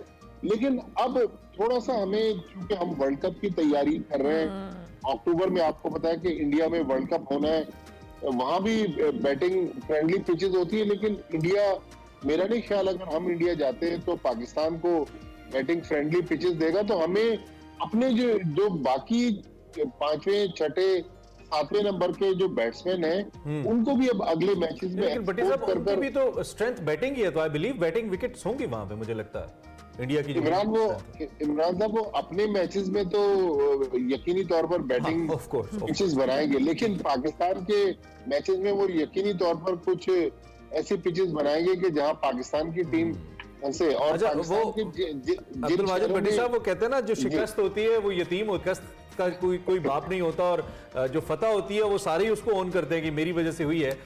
दो की हमारी बैटिंग ने अल्हम्दुलिल्लाह बैटिंग ने परफॉर्म किया है, ये बहुत अच्छी बात है। लेकिन दूसरी जानिब हमारे बॉलर्स ने 337 रन बनवा दिए। मैं तो सबसे पहले इस टोटल को देखे तो शुक्र अल्हम्दुलिल्लाह हमने चेज कर लिया, वरना ये हमारे शाहीन, हमारे जो स्टार बॉलर्स हैं, इनकी मौजूदगी में जैसे हारिस वहां पे मौजूद थे, इतना बड़ा टारगेट मौजूद बन गया। तो ये हमारे जो स्टार बॉलर्स की मौजूदगी में एक अगर उसमें से नहीं भी खेल रहा तो इतना बड़ा टारगेट बनवा देना, आप इसको कैसे देखते हैं? देखिए, ये तो एक अलार्मिंग सिचुएशन है कि हम कहते हैं कि हमारी बॉलिंग दुनिया की बेस्ट बॉलिंग है। शाहीन पिछला मैच नहीं खेले थे जिसमें 336 रन बने और 337 का टारगेट पाकिस्तान को मिला। शादाब खान भी वो मैच नहीं खेले थे, लेकिन 336 रन बन जाना कोई अच्छा साइन नहीं है। फिर जहां फखर जमान की हम तारीफ कर रहे हैं तो वहां हमें न्यूजीलैंड की भी तारीफ करनी होगी, जिन्होंने 2 फखर जमान के सीधे सीधे कैचेस ड्रॉप किए। मोहम्मद रिजवान का एक रनआउट उन्होंने मिस किया। तो न्यूजीलैंड की टीम नॉर्मली फील्डिंग में तो आपको पता है कि दुनिया की one of the best fielding side है, लेकिन शायद पाकिस्तान का परसों अच्छा दिन था, हमें चांसेस मिलते रहे, हमने 337 रन का टारगेट अबूर कर लिया। लेकिन हमारी बॉलिंग पर हमें काम करने की जरूरत है। अब बार बार हमारे जो फॉर्मर क्रिकेटर्स से कहते थे कि एहसानुल्लाह को नहीं खिला रहे। जब एहसानुल्लाह को वनडे डेब्यू करवाया गया तो एहसानुल्लाह को दिल भर के मार पड़ी। तो मेरे ख्याल में मोहम्मद वसीम जूनियर जो है वो भी बेंच पे बैठे हैं। तो वर्ल्ड कप से पहले 3 मैचेस तो इस सीरीज के हैं, शायद 5 या 6 एशिया कप के मैचेस हैं। तो 8-9 मैचेस में मेरे ख्याल में हमारी जो बेंच स्ट्रेंथ है उसको ट्राई करने की जरूरत है। अब्दुल माजिद साहब, आपने पहले अपने बात में कहा था कि पाकिस्तानी टीम के लिए ये तैयारी का आखिरी मौका है वर्ल्ड कप से पहले, और जिस तरह से पाकिस्तानी टीम की बॉलिंग लाइन है, बैटिंग है, हम अभी भी बहुत सारी चीज़ों में कंफ्यूज होते हैं और बेंच स्ट्रेंथ को आजमाने के चक्कर में हम बहुत सारे एक्सपेरिमेंट्स भी करते हैं। आपको लगता है कि इतने बड़े 2 इवेंट्स, एशिया कप हो, वर्ल्ड कप हो, इससे पहले इस तरह के एक्सपेरिमेंट्स करना आप जस्टिफाई होगा? क्योंकि ऑलरेडी अगर टीम एक खेल रही है, उसके अंदर उनका एक फ्लो बनता है, एक मोमेंटम बनता है, उसमें इस तरह के एक्सपेरिमेंट्स की गुंजाइश है हमारे पास? देखिए उर्मिला, क्रिकेट में ये होता है कि चूंकि खेल है, अचानक अगर कोई इंजरी हो जाए और एकदम से बाहर से प्लेयर लाने से बेहतर है कि आप यहाँ पर चूंकि होम सीरीज है, आपके पास कंडीशंस भी आइडियल है। तो अगर आप किसी को ट्राई करना चाहते हैं तो आप अपनी बेंच स्ट्रेंथ को मजबूत कर सकते हैं। क्योंकि वैसे तो बिल्कुल आपकी बात ठीक है कि कंसिस्टेंसी बहुत अच्छी चीज है। इंडियन टीम को ही आप ले लें या ऑस्ट्रेलिया को ले लें, वो जब खेलने को आते हैं और मैच जीतने को आते हैं फिर ये नहीं देखते कि हमने 2 मैच जीत लिए, अब अगले 3 मैचेस में अपने बाहर के प्लेयर्स को डाल दें। वो अंग्रेजी में कहते हैं ना, ब्रूटल होकर वो परफॉर्मेंस देते हैं। और 5 के 5 मैचेस पाकिस्तान अगर जीत जाए तो पाकिस्तान को एक और एजाज मिल सकता है कि पाकिस्तान की टीम वनडे क्रिकेट में आलमी रैंकिंग पर नंबर 1 आ जाएगी। तो ये एक और अचीवमेंट है। तो मेरे ख्याल में अगर मैं बाबर आजम की जगह हूँ और मुझसे कोई पूछे तो मैं तो 5 मैच जीतकर पाकिस्तान को नंबर 1 देखना चाहूंगा। आप तो सहाफी हैं, बाबर आजम की जगह हो तो हर तनकीद का जवाब दे रहे हो, मुझे लगता है वो तो चुप कर जाते हैं। वो असल में थोड़ा सा बोलने का भी फन आना चाहिए ना, ये भी बल्ला बोलता है, जितना अच्छा बोलता है उतने अच्छा वो अपने मामलात को डिस्क्राइब नहीं कर पाते। अच्छा भट्टी साहब, आप जर्नलिस्टिक पॉइंट ऑफ व्यू से जरा बात कर लेते हैं। एशिया कप के हवाले से क्या इनसाइड चल रहा है जी इस वक्त? क्योंकि खबरें तो बड़ी मुख्तलिफ किस्म की आ रही हैं और वेन्यूज तब्दीली से लेकर फिर पाकिस्तान की जो स्ट्रैटेजी सामने आ रही है। हमें मालूम है कि सोशल मीडिया का पेट भरने के लिए या मीडिया का पेट भरने के लिए स्टैंड और होता है, अंदर खाने खबरें कुछ और होती हैं। आप बड़े कनेक्टेड जर्नलिस्ट हैं स्पोर्ट्स को लेकर, क्या हमारे पास है? एशिया कप में क्या पक रहा है जी इस वक्त? देखिए इमरान साहब, मुझे लास्ट वीक मेरे एक इंडियन दोस्त ने बड़ी एक पक्की खबर दी, वो आपसे शेयर कर लेता हूँ। अगर गलत हो गई तो फिर एडवांस में माजरत भी कर लूंगा, बल्कि कर लेता हूँ अभी एडवांस में माजरत की। वो कह रहे हैं कि इंडिया का जो इस वक्त मिजाज है वो नजम सेठी साहब का जो हाइब्रिड मॉडल है वो तो मानने के लिए तैयार नहीं है। इंडिया कहता है एशिया कप श्रीलंका में खेलें, पाकिस्तान अपना जो टूर्नामेंट है वो न्यूट्रल वेन्यू पर शिफ्ट कर दे, फिर जो वर्ल्ड कप में पाकिस्तान के मैचेस हैं वो इंडिया के 3 शहर हैं, मोहाली, धर्मशाला और नई दिल्ली। वो कहते हैं कि ये तीनों शहर 3-3, 4-4 घंटे की ड्राइव पर हैं आपस में, और अगर लाहौर से भी आप ट्रेवल करें मोहाली के लिए तो हार्डली कुछ 4-4.5 घंटे लगते हैं। दिल्ली जाना चाहें तो इतना ही फासला है। तो पाकिस्तानी जो सहाफी जाना चाहें या पाकिस्तानी तमाशाई इंडिया जाना चाहते हैं, उनके लिए भी इन शहरों में ट्रेवल करना ज्यादा मुश्किल नहीं है। अगर आप बाय एयर ट्रेवल करें तो 35-40 मिनट की फ्लाइट है। तो ये एक खिचड़ी अंदरूनी खाना जो पक रही है, जो इंडियन क्रिकेट बोर्ड, आपको पता है कि सुपर पावर है वर्ल्ड क्रिकेट की, तो इंडिया तो ये बात कर रहा है, लेकिन सेठी साहब जो है वो अपनी बात पर कायम है। लेकिन हतमी फैसला अब आज मई का पहला दिन है, तो जून में आईसीसी मीटिंग होनी है लंदन में, वहीं पर एशियन क्रिकेट काउंसिल का भी इजलास होना है उसी की साइडलाइंस पर। मेरे ख्याल में 1 महीने में ये सिचुएशन क्लियर हो जाएगी, लेकिन आज तक जो सिचुएशन है वो मैंने आपसे शेयर कर दी। Okay, interesting, very interesting. ठीक है, getting back to the domestic trip of New Zealand team, Karachi के क्राउड के हवाले से हमें बहुत कंसर्न्स हैं। इस शहर ने बहुत बड़े बड़े ब्रिलियंट क्रिकेटर्स हमें दिए हैं, ज़हीर अब्बास से लेकर बहुत किस किस का हम नाम लें और किस किस का ना लें, लेकिन थोड़ा सा पिछले कुछ अरसे से बड़ा फुकदान है, क्राउड नहीं रीच आउट कर रहा है नेशनल स्टेडियम को। इसको आप कैसे देख रहे हैं, और ये टिकट्स के हवाले से भी जो इस वक्त चहमगोइयां चल रही हैं, इस पर भी कुछ हमें बताइए। देखिए इमरान साहब, आप चूंकि लाहौर में रहते हैं, पिछले दिनों मैं जब PSL के लिए लाहौर आया हुआ था तो मुझे याद है कि वो जो लिबर्टी, जो आपके ऑफिस से लिबर्टी की तरफ रोड जाता है, वहां पर एक अंडरपास बन रहा था। वहां पर हम देखते थे कि ट्रैफिक जैम है, लेकिन लाहौर में हमने देखा डाइवर्जेंस बहुत अच्छे थे। कराची का जो नेशनल स्टेडियम है, पता नहीं आपका कितना दोनों का लाहौर से कराची आना जाना रहा है। हुआ है बिल्कुल हमारा। तो नेशनल स्टेडियम के पीछे यूनिवर्सिटी रोड है, जिस पर रेड लाइन बन रही है मेट्रो की। वो एशियन डेवलपमेंट बैंक का प्रोजेक्ट है, शायद कोई माली मामलात का डिस्प्यूट है। पिछले कुछ हफ्तों से तो मैं देख रहा हूँ कि काम रुका हुआ है। शाम के औकात में जब दफ्तरों की छुट्टी होती है और हजारों लोग, बल्कि हजारों लोग तो कहना कम है, करोड़ों लोग शहर से अपने घरों को जाने की कोशिश करते हैं, तो उस यूनिवर्सिटी रोड पे जब ट्रैफिक जैम होता है, शारा फैसल पर भी उसका प्रेशर बढ़ता है, फिर जो नेशनल स्टेडियम पर भी जो इम्पैक्ट पड़ता है, तो उससे इस एरिया में, स्टेडियम में दाखिल होने के लिए आम लोगों को बहुत मुश्किल है। फिर आपको पता है कि महंगाई का इतना मुश्किल दौर है, सारे फैक्टर्स हो गए। तो अभी लोगों ने ईद रमजान में इतनी महंगी खरीदारी की, लोगों के पास टिकट सस्ते करने से कोई मदद होगी? देखिए टिकट तो बहुत ज्यादा टिकट नहीं है, 250 का भी टिकट है, लेकिन मेरे ख्याल में गर्मी का भी मौसम है, 50 ओवर की क्रिकेट में लोगों का ना इस वक्त इतना शौक है। टेम्परामेंट नहीं रहा। वो T20 जिसमें मूवी हम देखने जाते हैं ना, 3-3.5 घंटे में। सारी कौम को T20 की आदत ज्यादा पड़ गई है, हम समेत। हमें भी T20 मैचेस देखने में आसानी होती है, हम कहते हैं जी वही देख लें। ठीक हो गया, thank you very much Abdul Majid Bhatti sahab, आपने में ज्वाइन किया। क्रिकेट से बात कर रहे थे और कराची वाले के मसाइल हैं, ऑब्वियसली कुछ इंफ्रास्ट्रक्चर के मसाइल हैं, कुछ टिकट्स के इश्यूज हैं, लेकिन स्टिल जी वेलकम करें। क्रिकेट बड़े अरसे बाद आ रही है, बल्कि अब तो बहुत अरसा हो गया आ गई है, लेकिन हमें जरा उसी इंथुजियाज्म के साथ क्रिकेट मैचेस को फॉलो करना चाहिए। बिल्कुल, हमने ब्रेक लेनी है, ब्रेक के बाद आते हैं और प्रोग्राम जारी है।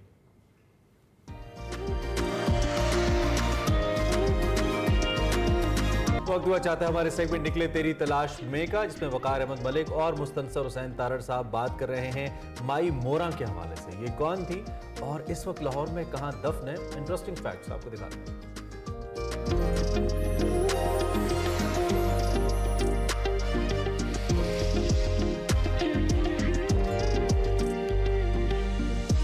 अस्सलाम वालेकुम नाज़रीन, मैं हूं वकार अहमद और आप देख रहे हैं निकले तेरी तलाश में। तलाश का सफर एक कमाल सफ़र है, सवाल के जवाब की खोज का सफ़र एक कमाल सफ़र है। बहुत सारे ऐसे सवालात होते हैं जिनके जवाबात आपको किताबों में मिल जाते हैं, लेकिन बहुत सारे ऐसे सवालात भी होते हैं जिनका जवाब किताबों में नहीं मिलता, और इसके हवाले से असर हाज़िर के किसी बड़े आदमी से रहनुमाई लेनी पड़ती है। हम मुस्तनसर हुसैन तारड़ साहब से रहनुमाई लेते हैं, और आज का जो सवाल है जो हमने तारड़ साहब से करना है वो माई मोरा के हवाले से है। माई मोरा लाहौर का एक बहुत बड़ा किरदार, लाहौर में हज़ारों किरदार ऐसे हैं जिन पे किताबें लिखी जा सकती हैं, और ये तारीख़ का एक कमाल शहर है। माई मोरा जो है मोर के रक्स की इनके नाम के साथ क्या मुनासबत है? माई मोरा के हवाले से जो सिक्का था कि माई मोरा के नाम का एक सिक्का जारी हुआ था, उसकी कहानी क्या है? और एक सवाल जो शायद उसका जवाब आपको किताबों में भी ना मिले, वो ये है कि माई मोरा दफन कहाँ पे हैं, उनकी कब्र कहाँ पे है? माई मोरा के हवाले से रहनुमाई लेते हैं जनाब मुस्तनसर हुसैन ताड़ साहब से। ताड़ साहब, मोरा के बारे में मैंने कहीं लिखा है कि लाहौर की इमराव जान अदा, और फिर बाद में मैंने सोचा कि ये तो ज़्यादती होगी। इमराव जान अदा सिर्फ रुसवा की वजह से अदब में चली आई, जबकि तारीख़ में जो किरदार है वो माई मोरा का है। माई मोरा रहने वाली थी अमृतसर के करीब एक गांव था, और वहाँ से वो महाराजा रणजीत सिंह को मिलने के लिए आती थी, दरमियान में एक जगह थी। अच्छा, और ये बड़ी हिस्टोरिकल बात है कि रणजीत सिंह साहब शौकीन थे खूबसूरत औरतों के, और वो बहुत खूबसूरत थी और नाचने गाने वाली थी। तो एक रोज़ उसको देर हो गई आने में, तो रणजीत सिंह ने पूछा कि क्या बात है मोरा, देर से आई है? क्योंकि वो मोर रक्स करती थी अपने ज़माने में, इसलिए उसका नाम कुछ और था, उसको मोरा कहते थे। तो उसने कहा कि महाराज बात यह है कि रास्ते में एक नाला आ गया तूफ़ानी, उसमें से मैं गुजरी हूँ, तो मेरे पाँव ठिठुर गए हैं, और मेरे ठिठुर गए पाँव की वजह से मैं आज रक्स नहीं कर सकती। तो महाराजा ने हुक्म दिया कि ये फौरी तौर पे उस नाले पे एक पुल बनाया जाए। रातों रात वहाँ पे पुल बना। मैं अमृतसर गया 2-3 साल पहले, तो वागे से ज़रा आगे एक बोर्ड नज़र आता है, उसके ऊपर लिखा हुआ है कंजरी दा पुल, और वो वही पुल है जो महाराजा रणजीत सिंह ने तामीर किया। हम इसको माई मोरा, मतलब उसका एग्जैक्टली नाम माई मोरा नहीं है, मोरा है, बल्कि मोरा सरकार है, क्योंकि रणजीत सिंह ने बाकायदा इसके साथ शादी की थी, और जितनी भी उसकी ऐसी ख़वातीन थी जिनके साथ बाकायदा शादी की थी, उनके नाम के साथ सरकार का लफ्ज़ होता था। मसलन गुल बेगम सरकार जिसका बाग है यहाँ पे, या फिर रानी जिंदा जो है वो भी सरकार थी। तो ये एक बहुत बड़ा एजाज़ था। माई मोरा जो है उसके मस्जिद भी है, कन्हैया लाल ने लिखा है अंदरून शहर, आप जानते ही हैं, छोटी सी मस्जिद है। आखिरी उम्र में उसने महाराजा से कहा कि मैं मस्जिद बनवाना चाहती हूँ, उसने अपने फ़ंड खोल दिए, और उसको 47 तक यही कहा जाता रहा कि कंजरी दी मस्जिद, लेकिन चूँकि नाम मुनासिब नहीं मस्जिद के लिए, तो उसको ज़रा अपडेट करके उसका दर्जा बढ़ा के उसको माई का रुतबा, जिस तरह हीर को वो माई हीर कहते हैं, इसी तरह ये माई मोरा हो गई। माई मोरा जो है बहुत इस लिहाज से अहम शख्सियत है कि बहुत कम लोगों को मालूम होगा कि लाहौर टकसाल में मोरा के नाम का सिक्का डला, और ये पूरे सब कॉन्टिनेंट में ये पहली औरत थी जो हुक्मरान तो नहीं थी, लेकिन उसके नाम का सिक्का डला। इसी तरह ख़ास बाट थे जो इंट्रोड्यूस हुए तकड़ी के लिए, तोलने के लिए, उनको भी कोई मोरा वेट्स वगैरह कहा जाता था। एक दफ़ा एक चिरागदीन थे जिन्होंने नया कोट बसाया, तो महाराजा के बहुत मंजूर नज़र ठेकेदार थे, कुछ झगड़ा हो गया उनका आपस में, तो चिरागदीन ने सीख पाओ के कहा कि मोरा मेरा नाम भी चिरागदीन नहीं है अगर मैंने तुम्हें फिर से कोठे पर ना जा बिठाया। उसने कहा मेरा नाम भी मोरा नहीं है अगर मैंने फिर से तुम्हें टोकरी उठवा के तो गली गली सब्ज़ी फ़रोख्त करते ना पाया। तो जाहिर है कि जीत जो है माई मोरा की हुई, और वो चिरागदीन साहब जो है उनसे सब कुछ छीन लिया गया। इसकी जो सबसे अहम बात है कि इसकी कब्र कहाँ है। अच्छा, ये आज तक किसी भी मखतूते में कहीं भी कुछ भी दर्ज नहीं है। मैं शाह हुसैन के पास गया उनके मकबरे पे, वहाँ पे एक मुझे मिल गए साहब, कॉमरेड हम उनको कहते थे। तो मैंने उनसे पूछा कि कॉमरेड यहाँ पे क्या कर रहा है, तो कहने लगे जी ये भी हमारे कॉमरेड ही होते हैं शाह हुसैन।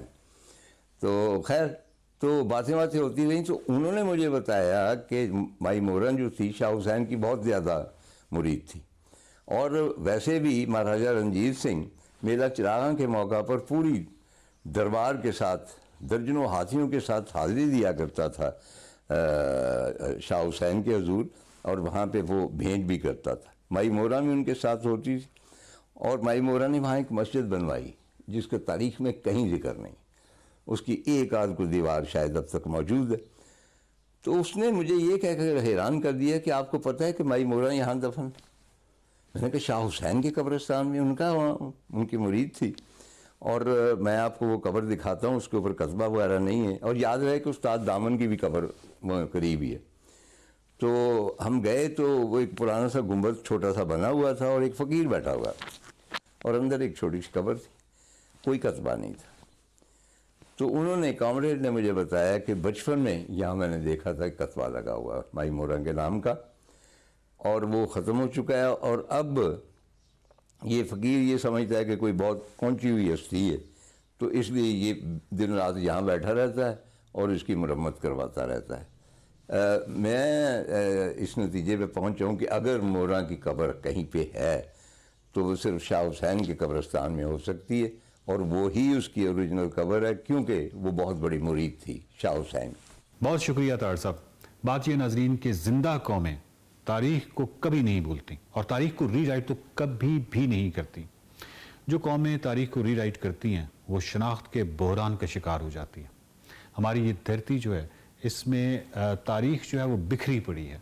आर्कियोलॉजी और तारीख और ये तमाम बड़े वाक़यात इस धरती में हुए, और इस हवाले से इस धरती का जो बासी है वो पूरी दुनिया में अपना सर फ़ख्र से बुलंद कर सकता है कि हम इतनी बड़ी तारीख के वारिस हैं।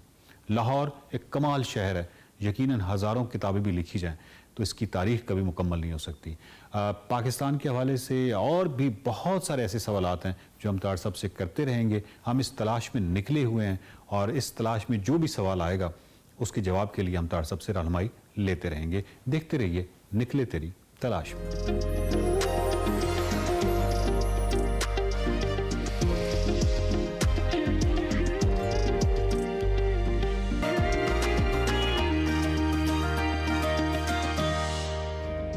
Welcome back to Expresso. Break के बाद वापस आ गए और अब हम बात करेंगे हेल्दी और बैलेंस डाइट की, और इसके साथ साथ जो आपकी हेल्दी ज़िंदगी गुजारने के लिए आपकी डाइट का बैलेंस होना कितना ज़रूरी है। इंसानी जिस्म के हवाले से हम बात करें, जो इसका इम्यून सिस्टम होता है इसको मजबूत बनाने के लिए एक बैलेंस डाइट की ज़रूरत होती है, जो आपके जिस्म को सही तौर पर काम करने के लिए बहुत ज़्यादा हेल्पफुल भी होती है।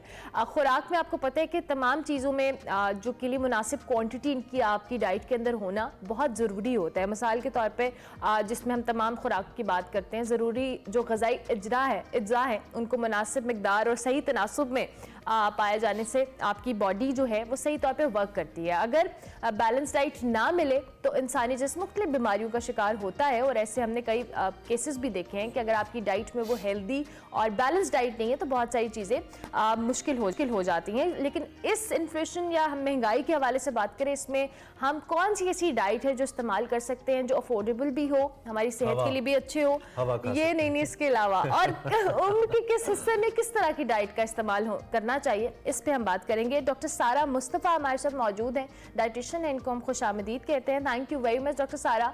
गुड मॉर्निंग, कैसी हैं आप? अस्सलाम वालेकुम जी, थैंक यू सो मच। मैं बिल्कुल ठीक, आप कैसी हैं? बिल्कुल ठीक। डॉक्टर सारा, सबसे पहले तो हम जरूर चाहेंगे कि हम बैलेंस डाइट या एक हेल्दी डाइट किसे कहते हैं उस पर बात करें, और उसके बाद फिर हम इसको मुख्तलिफ चीज़ों से रिलेट करके भी चाहेंगे, आप हमें बताइएगा बैलेंस डाइट क्या है बेसिकली। अच्छा, बैलेंस डाइट की जब हम बात करते हैं तो उसका मतलब ये है कि आप अपनी डाइट के अंदर, मतलब जब आप प्लेट रख रहे हैं अपने सामने, तो आप मेक श्योर करते हैं कि आपका प्रोटीन का पोर्शन उसके अंदर है, यानी आप कोई चिकन, मीट, फिश इस तरह की चीज़ ले रहे हैं, साथ में आप कोई सब्जी भी ले रहे हैं, और साथ में फ्रूट बेशक आप खाने से पहले एक मीडियम फ्रूट मैं कहती हूँ ले लिया करें, क्योंकि जब आप खाने से पहले एक फ्रूट ले लेते हैं तो आपकी खुराक खाने की जो एक कैपेसिटी होती है वो कम हो जाती है, तो उससे आप ज़्यादा ओवर ईटिंग नहीं करते। उसके बाद जब हम वापस प्लेट की तरफ आएँ तो मेक श्योर करें कि प्रोटीन की एक पोर्शन हो। प्रोटीन ये नहीं कि सिर्फ चिकन, मीट और इन चीज़ों में हो, बल्कि ये दालों में भी पाई जाती है, ठीक है। हमारी फ़िश का इस्तेमाल बहुत ज़रूरी है, जो कि हमारी डाइट में इतना ज़्यादा नहीं है। और दूसरा, उसके साथ आपने मेक श्योर करना है कि आपकी आधी प्लेट का पूरा 50% जो है आपकी वेजिटेबल्स का हो, यानी आप कोई स्टीम्ड वेजिटेबल्स ले लें, साथ में कोई सैलेड रख लें, या कोई आप इस तरह के ग्रीन लीफी, या फिर अगर इवन के क्यूकम्बर, जैसा गर्मियों में हम बहुत करते हैं क्यूकम्बर का इस्तेमाल, रेडिश का इस्तेमाल, यानी मूली वगैरह, तो उस चीज़ का इस्तेमाल साथ में सब्जी का रखें, और साथ में 1 कप जो है वो डेयरी का रखें, चाहे वो आप दही या चटनी किसी भी फॉर्म में ले रहे हैं, तो मेक श्योर करें कि आप जो है ना एक डेयरी भी साथ में ले रहे हैं। तो ये आपका एक बैलेंस डाइट प्लेट है। और अगर हम कार्ब्स की बात करें तो कार्ब्स आप मेक श्योर करें कि आपके प्लेट का 1/4 हिस्सा जो है वो कार्ब्स का हो। वो चावल हो सकती है, रोटी हो सकते हैं, ये इस तरह के। जी अच्छा सारा, इसके साथ साथ हमें ये भी बताइए कि हम फूड इज हैप्पीनेस, हम हमारे लिए खुशी खाना ही है पाकिस्तान में। आपको पता है ना तो कोई घूमने फिरने की इतनी ज़्यादा जगह हैं, एक्सरसाइज की हमारी इतनी हैबिट्स नहीं है, एंटरटेनमेंट हमें बस गुजारा ही मिलती है। सियासत एंटरटेनमेंट है, एंटरटेनमेंट हमारा खाना है। हाँ, तो खाना ही हमारी एंटरटेनमेंट है पाकिस्तानी कौम की। और खाने में वो मुरगन ग़िज़ाएं, since you are also Pakistani so you know कि उसके बगैर हमारा गुजारा नहीं है। और आप जैसे जो डाइट एक्सपर्ट्स हैं वो हमें मना कर देते हैं, भाई ये ना खाया करें आप। तो फिर कोई ऐसा खाना भी है जिसमें हमें वो खुशी का एलिमेंट बीइंग पाकिस्तानी एशियन भी मिले और साथ हमारी सेहत भी बनी? खाने में खुशी का एलिमेंट इमरान ढूंढ रहे हैं, सारा प्लीज बताइएगा। जी बहुत अच्छी बात की है आपने, मुझे बड़ी खुशी हुई कि आपने ये सवाल जो है किया है मेरे से। ये एक बहुत बड़ा हमारा एक मिसकॉन्सेप्शन मैं इसको कहूँगी कि है कि हम अगर डाइटिशियन के पास जाएं या न्यूट्रिशनिस्ट के पास जाएं तो वो हमें खुराक खाने से मना कर देंगे, या अगर हमें कोई चीज़ पसंद है तो हमें वो खाने से मना कर देंगे। तो ऐसा हरगिज़ भी नहीं है। एटलीस्ट मैं ऐसी कन्वेंशनल टाइप की डाइटिशियन नहीं हूँ जो कि खुराक खाने से मना करें। मैं कहती हूँ आप जो मर्जी खाएं, आप अपनी मर्जी का खाना खाएं, लेकिन आप मेक श्योर करें कि आपका पोर्शन कंट्रोल जो है ना, माइंडफुल रहें कि आप जो खा रहे हैं कितना मिकदार है उसका। मिकदार का जब आप अपने नॉलेज में ले आते हैं कि मिकदार कितनी होनी चाहिए किस चीज़ की, कार्ब्स की, प्रोटीन्स की, फैट्स की, तो अगर आप मिकदार को माइंडफुल रख के आप उसको खाएं तो आप कोई भी चीज़ खा सकते हैं। इस तरह नहीं है। इवन कि हमारे जो है ना ये एक बहुत बड़ा मिसकॉन्सेप्शन है सॉरी, कि पिज्ज़ा जो है वो बहुत ही अनहेल्दी डाइट में शामिल होता है। हालांकि ऐसा हरगिज नहीं है। Pizza is something very very healthy.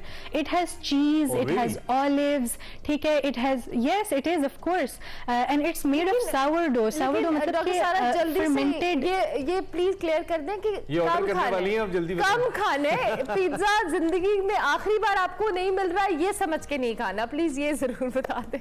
बिल्कुल एग्जैक्टली आप जो है ना पिज्जा का एक स्लाइस खा लें, ठीक है, और एक स्लाइस का मतलब नहीं है कि ये नहीं है, इसका मतलब कि वो एक स्लाइस आप 14th स्ट्रीट पिज्जा का जो एक पूरा पिज्जे का इतना बड़ा होता है, एक स्लाइस का मतलब है कि प्रॉपर एक छोटा सा स्लाइस हो। लेकिन उसमें मैं कहना ये चाह रही थी कि सावर डो जो यूज होता है, सावर डो मतलब ये कि खमीरी, तो जब पिज्जा का जो बेस है ना वो खमीरी रोटी है, तो खमीरी में ऑलरेडी बी विटामिन जो है ना वो बहुत ज्यादा मिकदार में पाए जाते हैं, तो इट्स हेल्दी। इट्स नॉट कि आप कहें कि ये अनहेल्दी है। दूसरा, अगर आप पिज्जा के बहुत शौकीन है, आप खाना चाह रहे हैं, तो आप उसकी बेस बदल सकते हैं। आप उसको होल व्हीट बेस रख के उसकी खमीरी बना के उसका पिज्जा बना के खा सकते हैं।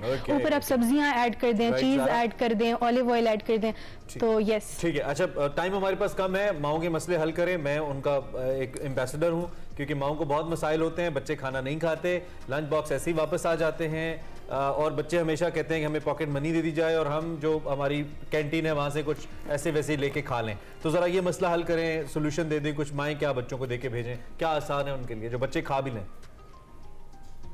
जी देखिए, माओ को ये चाहिए कि बच्चे के प्रेफरेंस को तो सबसे पहले रखें। हम जो है ना फोर्सफुल ईटिंग कराते हैं बच्चों को, जो कि बिल्कुल भी ठीक बात नहीं है। अगर एक बच्चे को एक चीज़ नहीं पसंद, आप उसको ज़बरदस्ती खिलाएंगे तो वो बाकी भी खाने से ना इनकार करेगा। उसके माइंड जहन में ये बन जाएगा कि नहीं अच्छा मुझे खाना ही नहीं पसंद, मुझे ओवरऑल जनरली खाना ही नहीं पसंद। तो आपने जो है इस चीज़ का बहुत ख्याल रखना, उसको साइकोलॉजिकल इस चीज़ की तरफ नहीं लेके जाना कि खाना अच्छा नहीं है। उसकी प्रेफरेंस को जो है ना आप प्रायोरिटी रखें और उसकी प्रेफरेंस के हिसाब से आप उसका लंच बॉक्स है वो सेट करें। बेशक आप उसको अगर उसका कह रहे हैं आपके अनहेल्दी है, वो चिप्स खाना चाह रहा है, वो इस तरह की चीजें खाना चाह रहा है, तो आप थोड़ा सा पोर्शन चिप्स के डाल दें बेशक लंच में, तो वो खुशी खुशी वो चिप्स भी खा लेगा। साथ में अगर आपने कोई सैंडविच या कोई रोटी या कुछ रखी है तो वो भी खा लेगा। बिल्कुल जबरदस्त, thank you very much doctor साहब, बहुत अच्छे तरीके से आपने एक्सप्लेन किया। और आज हम बहुत खुश हुए हैं किसी डाइटिशियन से बात करके कि उसने हमें बताया पिज्जा हेल्दी है, चीजें खा सकते हैं, तो we are quite happy. But thank you so much, आप अक्सर आती रहा करें, हमें अंदाजा होगा कि हम कुछ भी खा सकते हैं। डॉक्टर सारा हमारे साथ मौजूद थी, क्लिनिकल डाइटिशियन है, उनसे हम बात कर रहे थे जनाब, और साथ साथ खाने की बात की है। अब अपने मुरगन ग़िज़ाएं खानी है, पिज्जा खाना है, तो एक्सरसाइज भी करनी पड़ेगी, ऐसे नहीं हो सकता। उसके लिए हमारे सेट वो वर्चुअली क्यों ना हो, करनी तो पड़ेगी। खुशी आई है, खुशी। हेलो अस्सलाम वालेकुम, कैसी हैं आप? मैं ठीक ठाक, आप लोग कैसे हो? कैसा गुजरा रमजान? खुशी?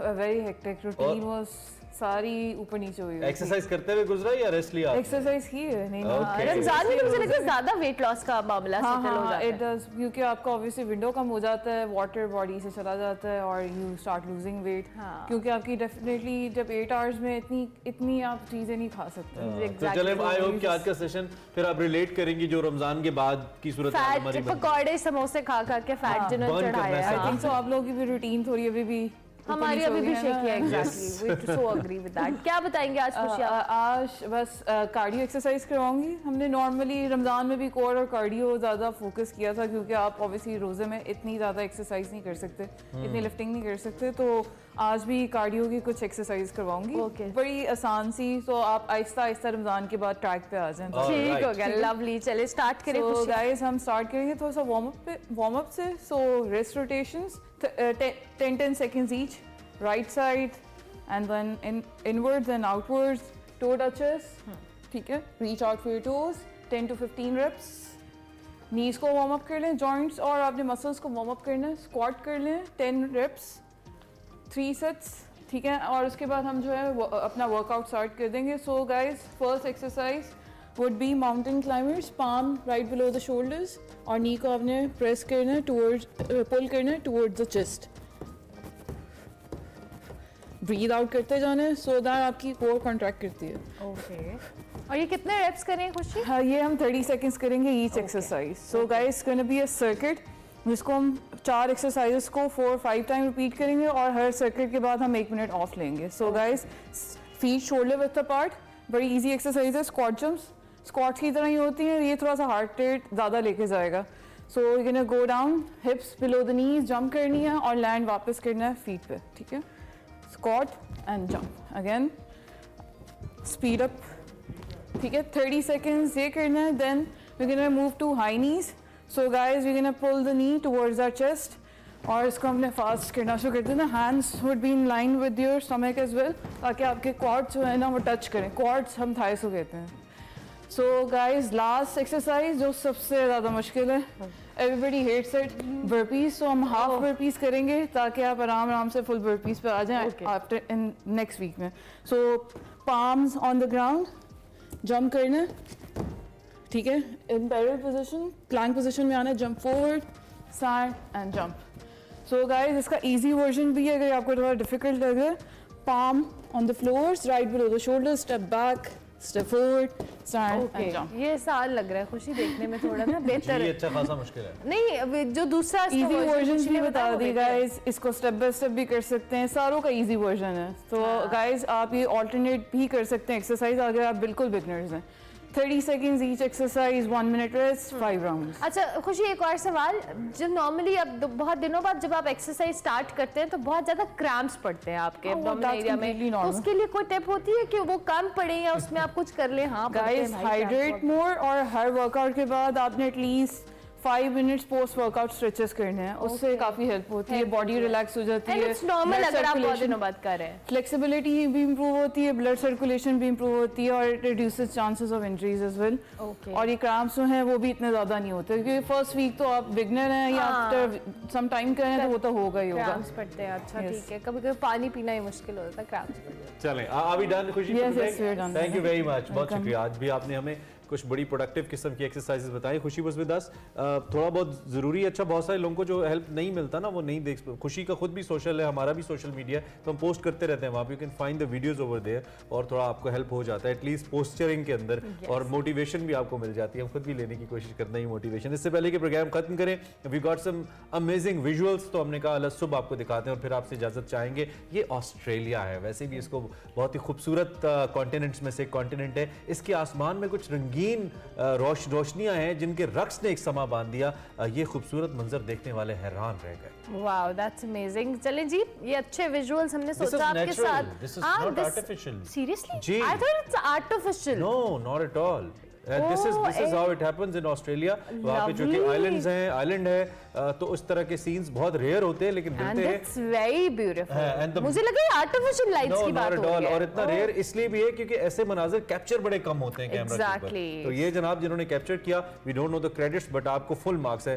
जबरदस्त एंड सुभान अल्लाह, अल्लाह रब्बुल इज्जत की जो जबरदस्त आर्ट है वो तो हमारे सामने है। डेफिनेटली इजाजत लेंगे आपसे, हमारी मुलाकात होगी अब कल। फीडबैक हमें लाजमी दीजिएगा सोशल मीडिया हैंडल्स पे। कल तक के लिए हमारी तरफ से अल्लाह हाफ़िज़।